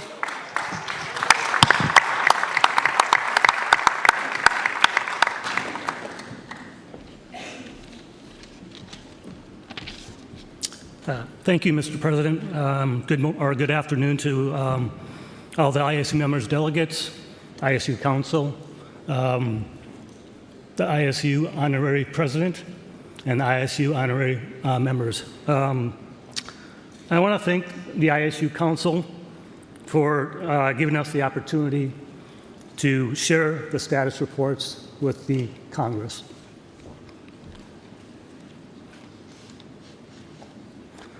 So, first of all, an executive summary. For the period since the 59th ISU Congress in Las Vegas, the Speed Skating Technical Committee has followed the adopted plan for the period 2022 to 26. To reach these goals, the SSTC has placed its focus on the following priorities.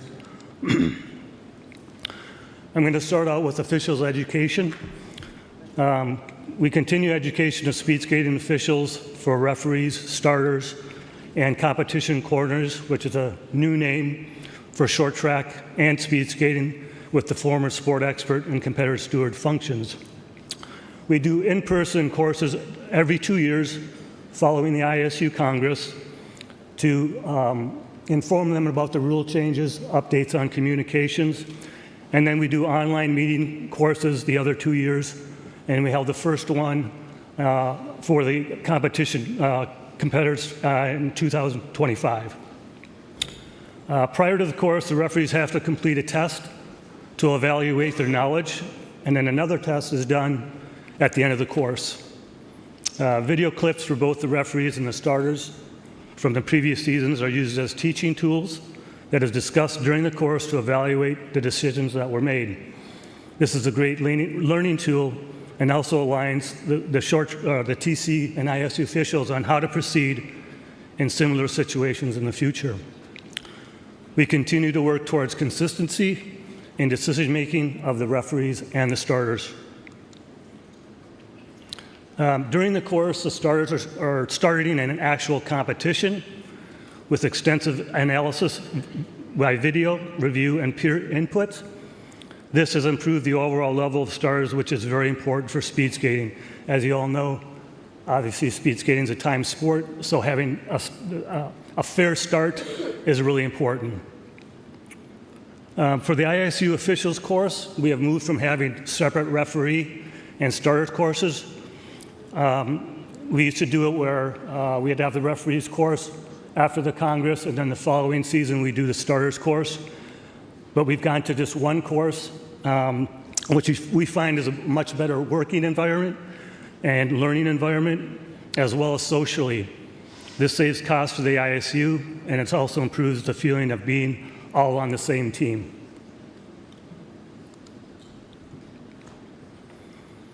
So the officials courses now include the competitive coordinators, who now attend the in-person referee starter courses every 2 years, which is new.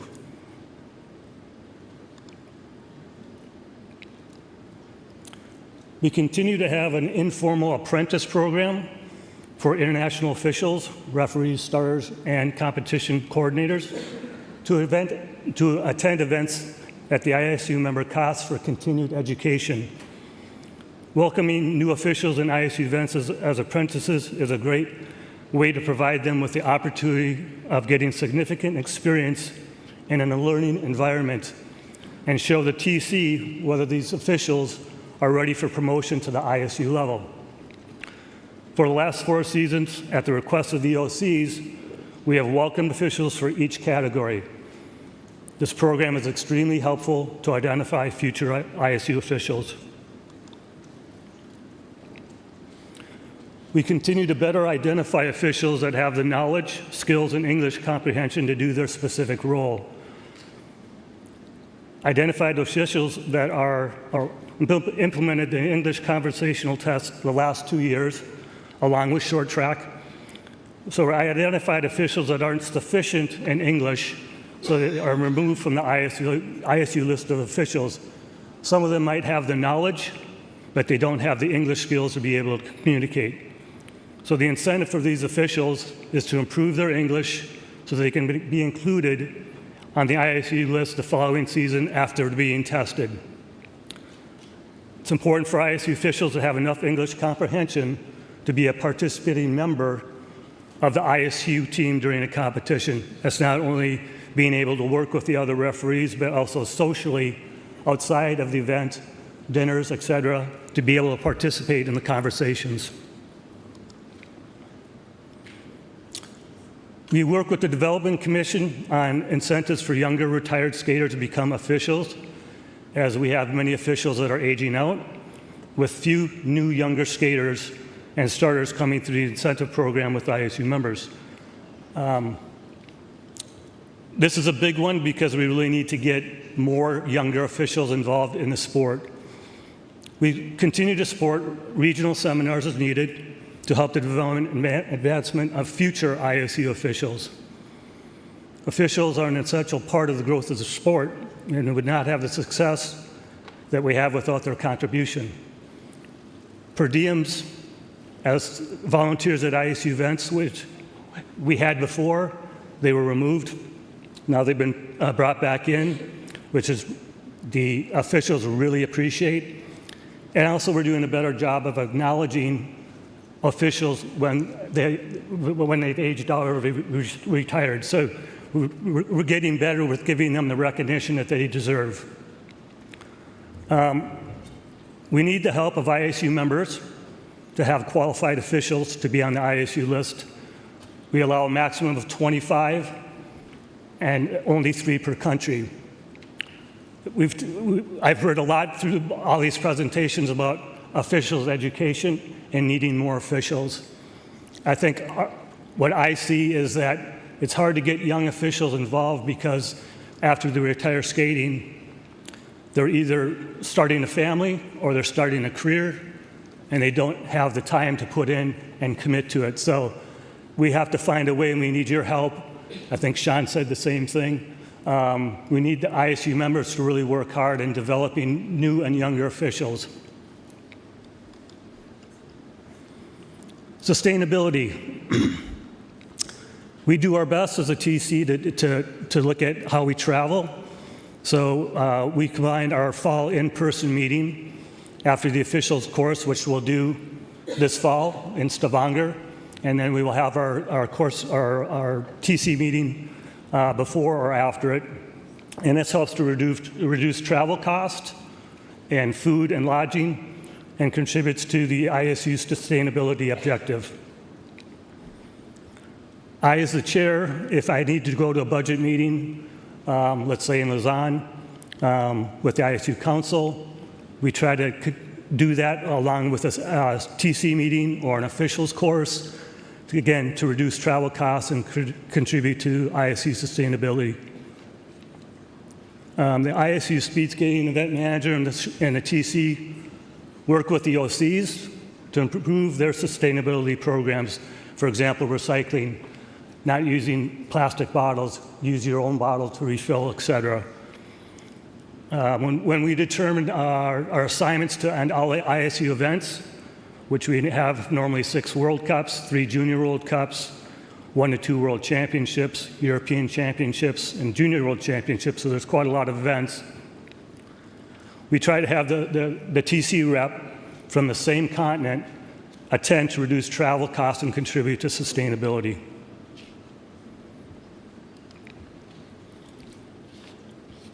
We also try, if possible, that a TC rep may stay for 2 consecutive competitions, which can reduce travel costs, and it's better for the environment. We normally do the 3rd Junior World Cup and the Junior World Championships on consecutive weekends in the same location, and have done it also for Senior World Cups, again, to reduce travel costs for all the ISU members, for the teams, and again, it's better for the environment. TC activities, we've tested a new mass start elimination format in the Junior World Cups in the last season, with coming up with new required technology with a vibrating bracelet, and then we use boards and signs to be able to indicate which skaters have been eliminated from the race. We actually did a test when we had a TC meeting in Heerenveen, which the TC was able to watch, and it was very well received by the skaters and will be implemented this next season for the seniors and again for the juniors. We think it's going to be a more exciting format than we currently have.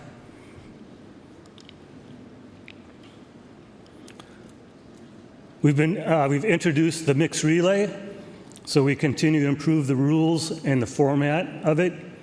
It will be a World Championship event this next season, so it will have more importance in the past, and it's been in the World Championship since last season. And this is an event that we've created, well, similar to short track, but we only have 2 skaters, 1 man and 1 woman, and we did that purposely so that we could get more smaller countries to participate in the event. It's got a ways to go. We're trying to figure out the best format for it. We think an elimination format is the right way to go, but we also have trouble incorporating them into World Cups because we already have a very packed schedule with so many distances, but we're coming up with some solutions. ISU member meetings. We conduct a coaches and team leader meeting at the first World Cup of the season, and the last competition of the season, which is normally the World Championships. At the beginning of the season, we discuss the changes between rules, communications, and then at the end of the season, we get feedback from the coaches and team leaders on what worked that season and what we need to do better for the following season. And I think these have worked really well to, the communication between the TC and the coaches and the team leaders. I think it's really improved. The TC stresses we are there to improve speed skating. We're not there to make it more difficult, which I think skaters and coaches and team leaders don't always get, that we're trying to make the best decisions and we're here for the sport. So we really try to communicate that through these meetings. Cooperation is the last item on the agenda of each meeting. We had a lot of problems several years ago with coaches, team leaders, et cetera, being disrespectful, skaters also. So I make it very important that this is an important part of the agenda, that we look to be respectful for all the people at the event, the athletes, the coaches, the team leaders, the OCs, the volunteers, everybody. And I have to say, in the last couple of years, we've seen a lot of improvement. So I think we're going in the right direction.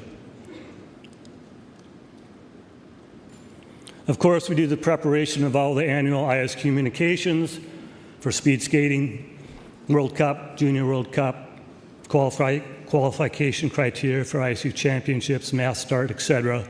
So we continue to do those. Obviously, every year, we try to make improvements from what we've learned from the year before and try to incorporate that into the new communication. We also do, of course, a biannual review of the ISU regulations and technical rules, which are now the sport rules, as a basis for preparation and submission of the corresponding proposals to the ISU Congress, again, based on the old Constitution. Under the new Constitution, proposals from ISU members and the SSTC are recommended to the Council for approval or rejection. The TC representative will attend an Athletes Commission meeting at an ISU event. This is an approved relationship with attending athletes and the TC, as the TC can explain the reasoning behind why decisions are made.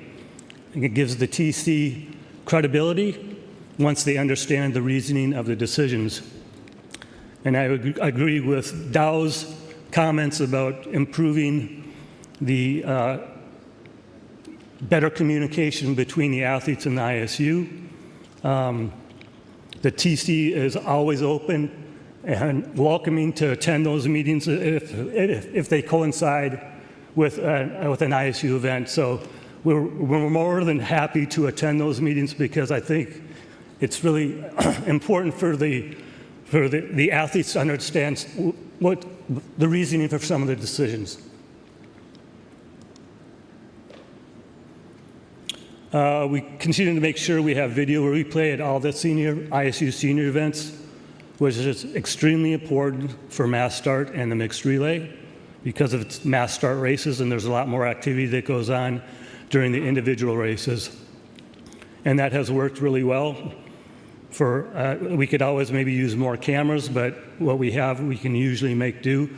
Having the overhead cameras like at the Olympic Games gives a totally different view, and it makes it easier to see what the skaters are doing from overhead because it's not always easy on a 400-meter oval to see everything that happens. So, but we are lucky to have what we have at this point.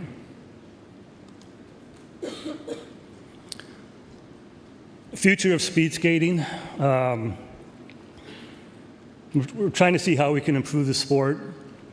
And we've had an ISU member working group, and we've also been meeting with staff. We know that we need to make improvements in the sport. It's just sitting down and working through what we think the best ways to do that are. We don't want to make such drastic change, but we know that we need some changes, and we need to kind of phase those in. Like it's put here, you know, we're tending to improve the overall event presentation, looking at ways to reduce the amount of competitors at the World Cups, as now we're exceeding 300, plus we have another 300 and plus staff that are attending events, so they become very, very difficult for the OCs to accommodate everybody, and also the days are extremely long. We're starting at 8 or 9 in the morning and getting done at 7, so it's a very, very long day. We're going to introduce the 100-meter race again this season, which we previously did in the early 2000s. So we'll do that at a couple of senior events this year. And again, I already mentioned we're going to do the new elimination format for the mass start. And we're also looking to maybe try some shorter mass start races at the junior level. We continue to have event attendance and associated meetings with the coaches, skaters, ISU office holders, officials, member representatives to evaluate the development of the sport, including competition formats, ISU events, regulations, qualification procedures, technology, and scientific improvements. So we're trying harder and harder to keep that avenue of communication open between the ISU family and the TC. Closing comments, looking forward to working on the future of speed skating. I think that's one of our main priorities as a TC, along with a working group, ISU staff, to come up with a phased-in plan that we can really make some changes to the sport. We continue to work with ISU members, coaches, and team leaders to provide information and get feedback to help the TC with their decisions to move the sport forward. Again, our goal is to help the sport, not make it more difficult. Cooperation at ISU events has tremendously improved between the ISU TC reps, the ISU event manager, the OCs, team leaders, coaches over the last 4 years. And this last one I have here, I'm proud to say, being at the Olympic Games, that the sportsmanship seen during the games from the athletes, the coaches, and the team leaders was remarkable. I've never seen it like that, and I think, I know we as a TC and as ISU, we should feel proud that we've created that environment, because that doesn't come easy. So we're very happy and that we could make that happen. It's fun to see when you've got the skaters out and they're appreciating each other. Even if they've lost by this much, they're still hugging, they're still congratulating, and I think that shows really well for our sport. So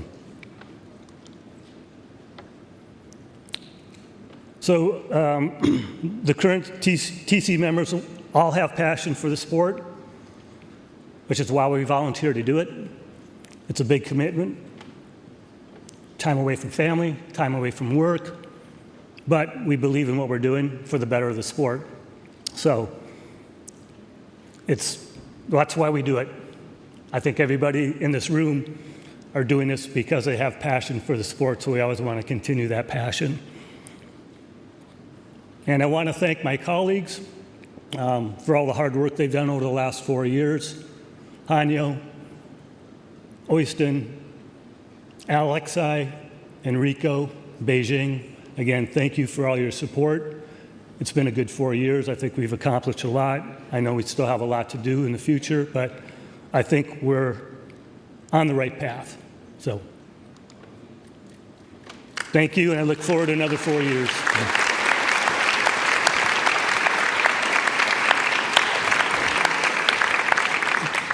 Thank you, Mr. Tomec. I think you said the right thing, that we are all here because we love the sports and we want to make the difference, and that's why we're taking time away from the family and work to serve and develop the sports further. Thank you. Any questions? If not, I ask the Congress to discharge the technical committee of the speed skating by acclamation. Thank you. Now we move on to the last report of the day. Short track technical committee chair, Nathalie Lambert. Please come on.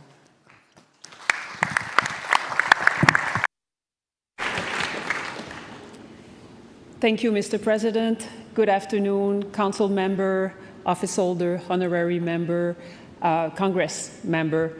I'm thrilled to be up here today and present the work of the Short Track Technical Committee over the past 4 years.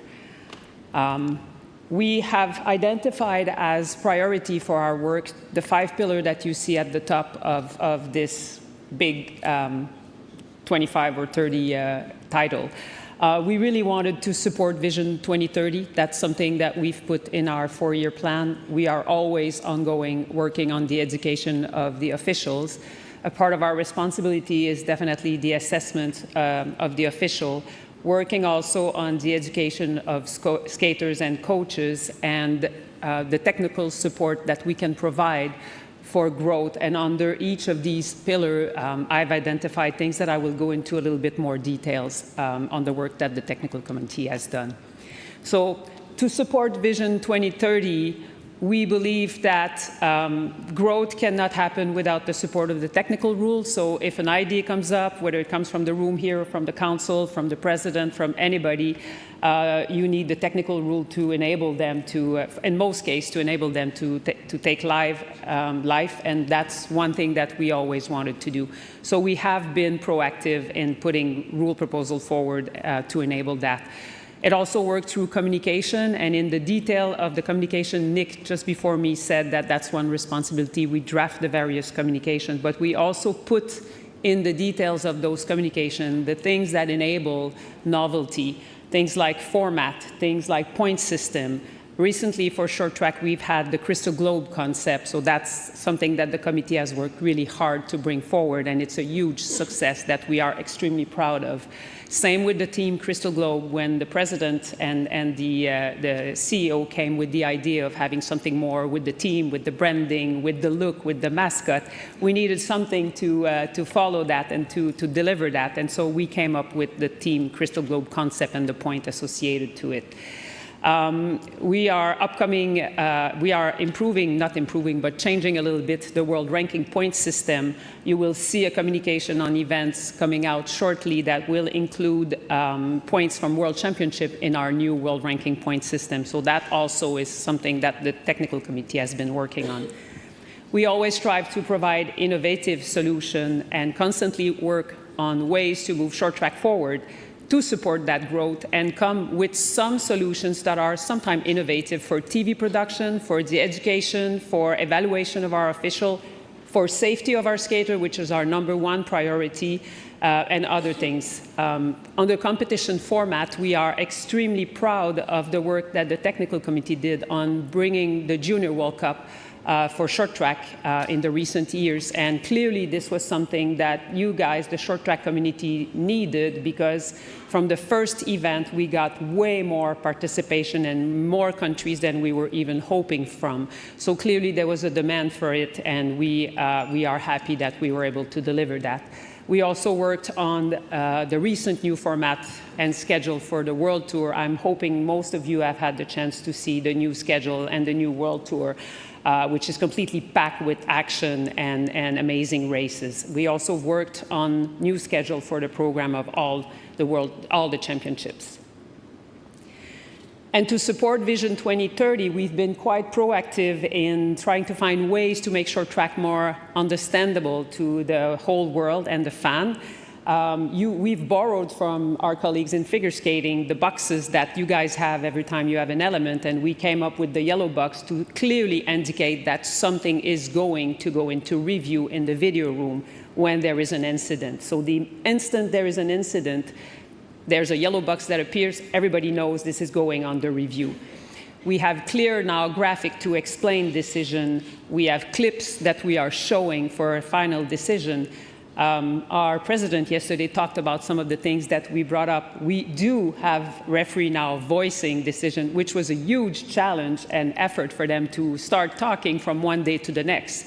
And we also have direct footage of what the video referees are showing and discussing with the referee. We do now also have direct communication with commentators and analysts. We're talking to them through a kind of WhatsApp system and explaining to them the things that they need to understand quickly to make the sport more understood by the public. So this is what the referee voicing it for some of the first time this season looked like. Probably doesn't look as nervous as he was, because it's a different set of skills, right? And this is what it looks like. Now you are actually seeing, when you're watching the event live, the back and forth that is coming between the video room and the referee. So you can clearly see what the spectators can clearly see what they are looking at specifically. On the education of our official, a little bit like our colleagues from the other technical committee, we are providing seminars. That's a part of our mission, our mandate. So we do have seminars for all categories of official. We do some of them virtually, we do some of them in person. Mostly with the referee, we do in person. And we do have, for all categories, the supporting ongoing education. We do many workshops. We have some officials that are actually working in events, 8 to 10 events in a season. And if you look at the number of workshops that we are also doing, we're killing just about every weekend they have in a season. Nick was talking about the passion of the people in this room. I want to also talk about the passion of our officials who are spending all those weekends working so that our skaters can actually live their dreams and have their competition. And on top of that, for short track, we now, especially for the referee, are doing a lot of workshops from home. So we do some that are clip-based, and we do some that are live refereeing. Live refereeing, we've worked on a new system over the past 2 years. Originally, this came from COVID, so this was a legacy from COVID. Everybody turned to virtual learning, which was great, way less costly, and we can do that on a much more regular basis.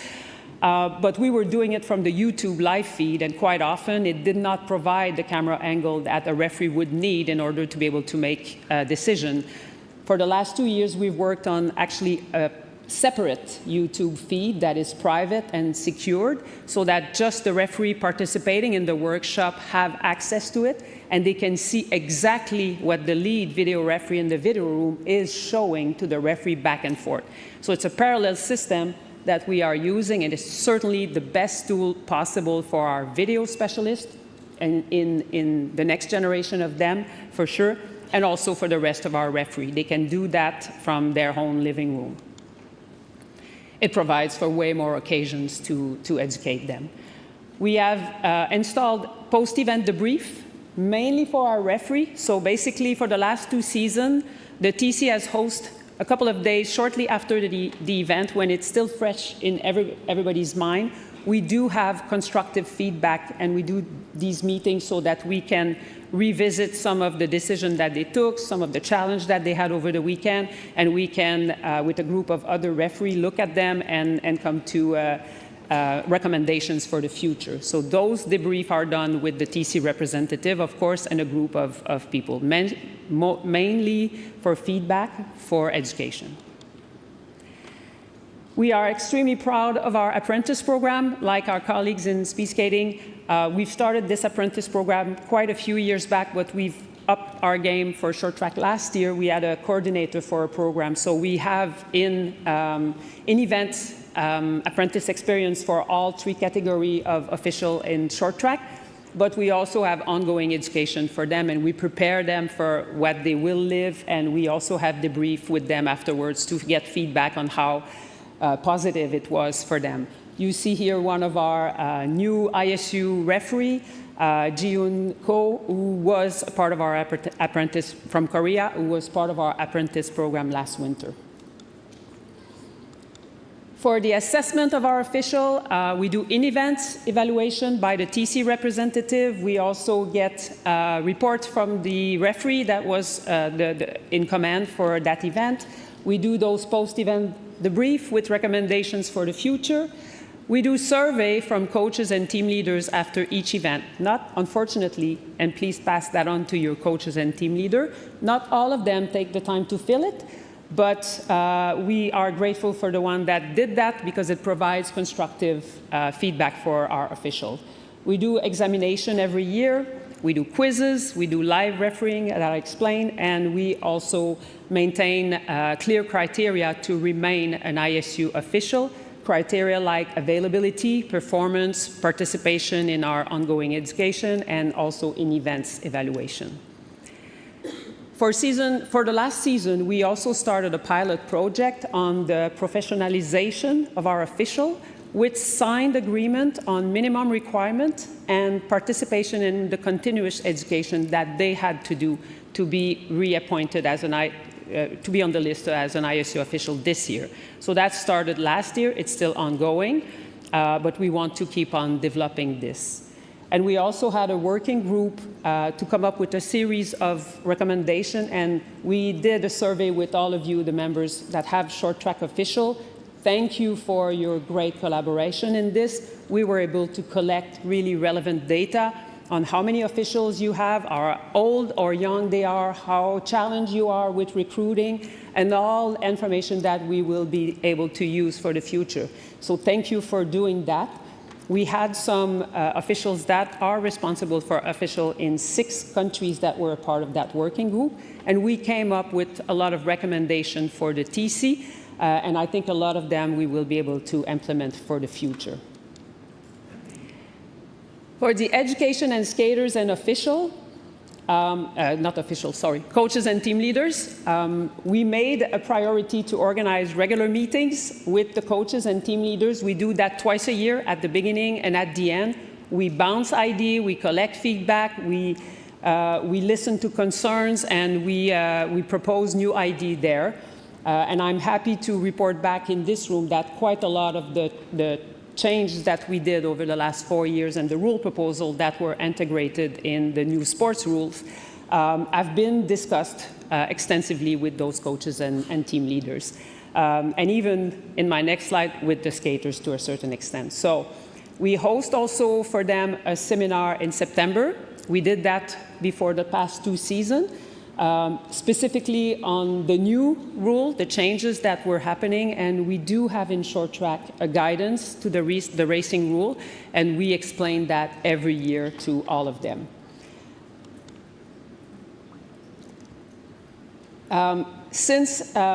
Actually, Dawei talked about that, and for the past 2 years, I had the opportunity to be in meetings with skaters, and I totally appreciated the experience. So we had Victor organize. Victor, your short track, where's Victor?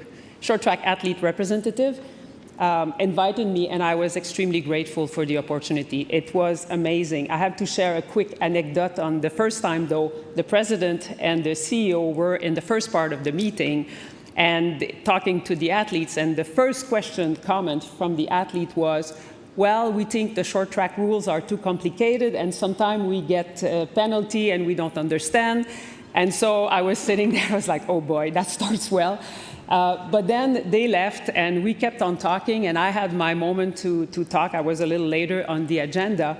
And so I asked the skater how many actually have read our red book on the short track rules. And there was, I don't know, 3 or 4 hands coming up, like really.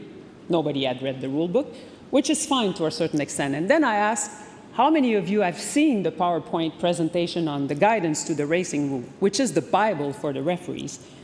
And there was a little bit more people, but the vast, vast majority had no idea what I was talking about. And so for me, this was perfect. This was game changer. With the TC, we worked with the Development Commission to really make things accessible to the skaters and not talk just to the members and to the coaches, but really to try to talk to the skaters. So it was great that we got that feedback from the skaters.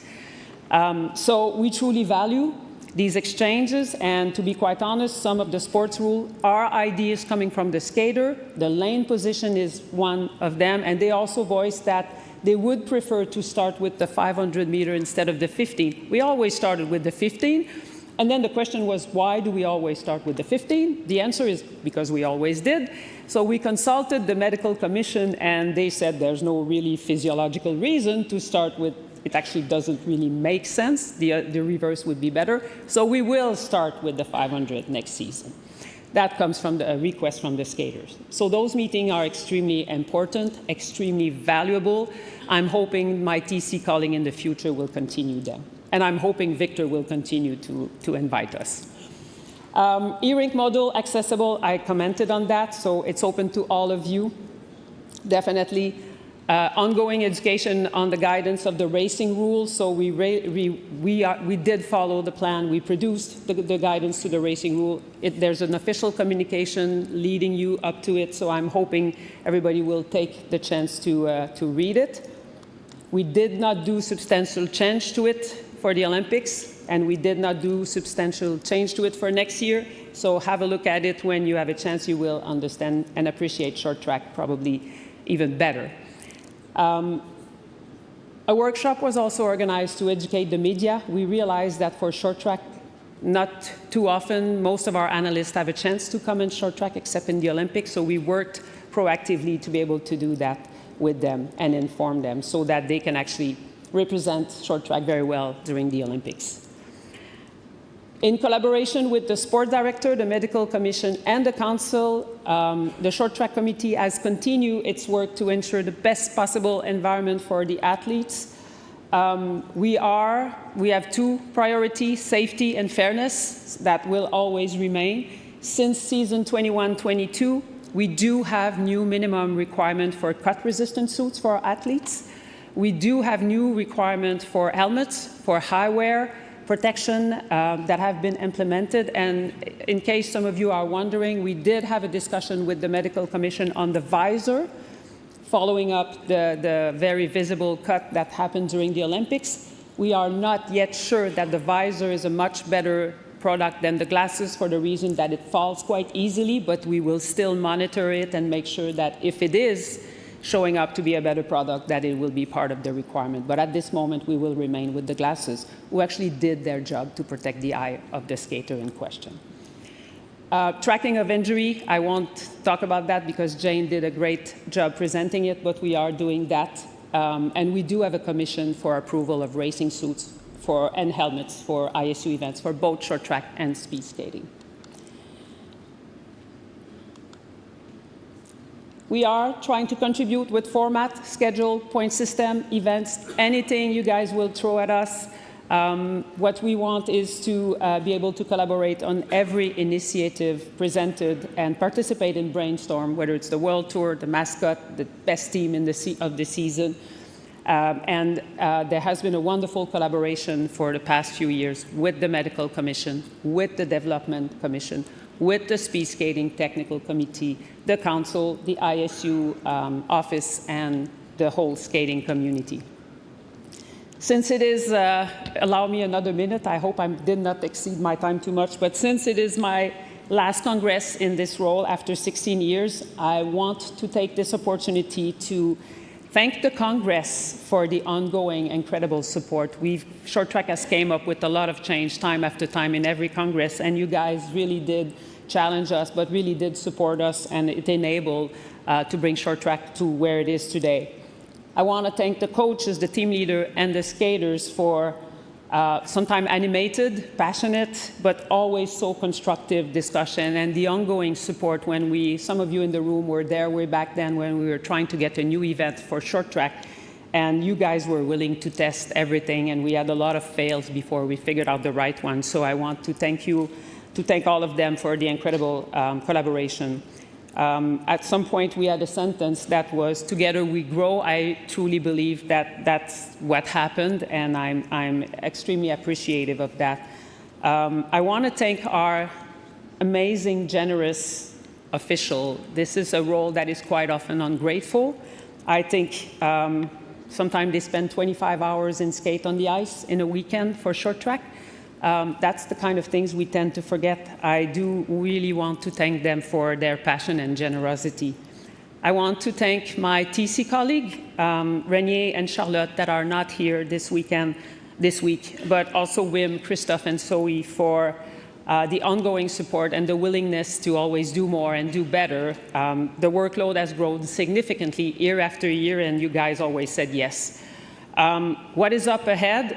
As I think you've heard from the message of the President yesterday, management of our officials will take a slightly different path, and I'm super proud to be able to have a new chapter with the ISU, and I thank you in advance for the trust, but I also trust that the TC will continue its work and provide everything necessary to support Vision 2030, to support the growth of Short Track, and always while keeping the priority of safety and fairness. I cannot wait to see how it will unfold, and I leave this role with extreme gratitude. Thank you.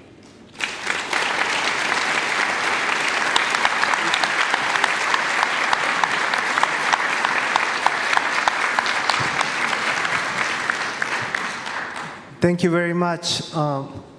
Is there any question from the floor? No question, then we ask the Congress to discharge the Technical Committee of the Short Track by acclamation.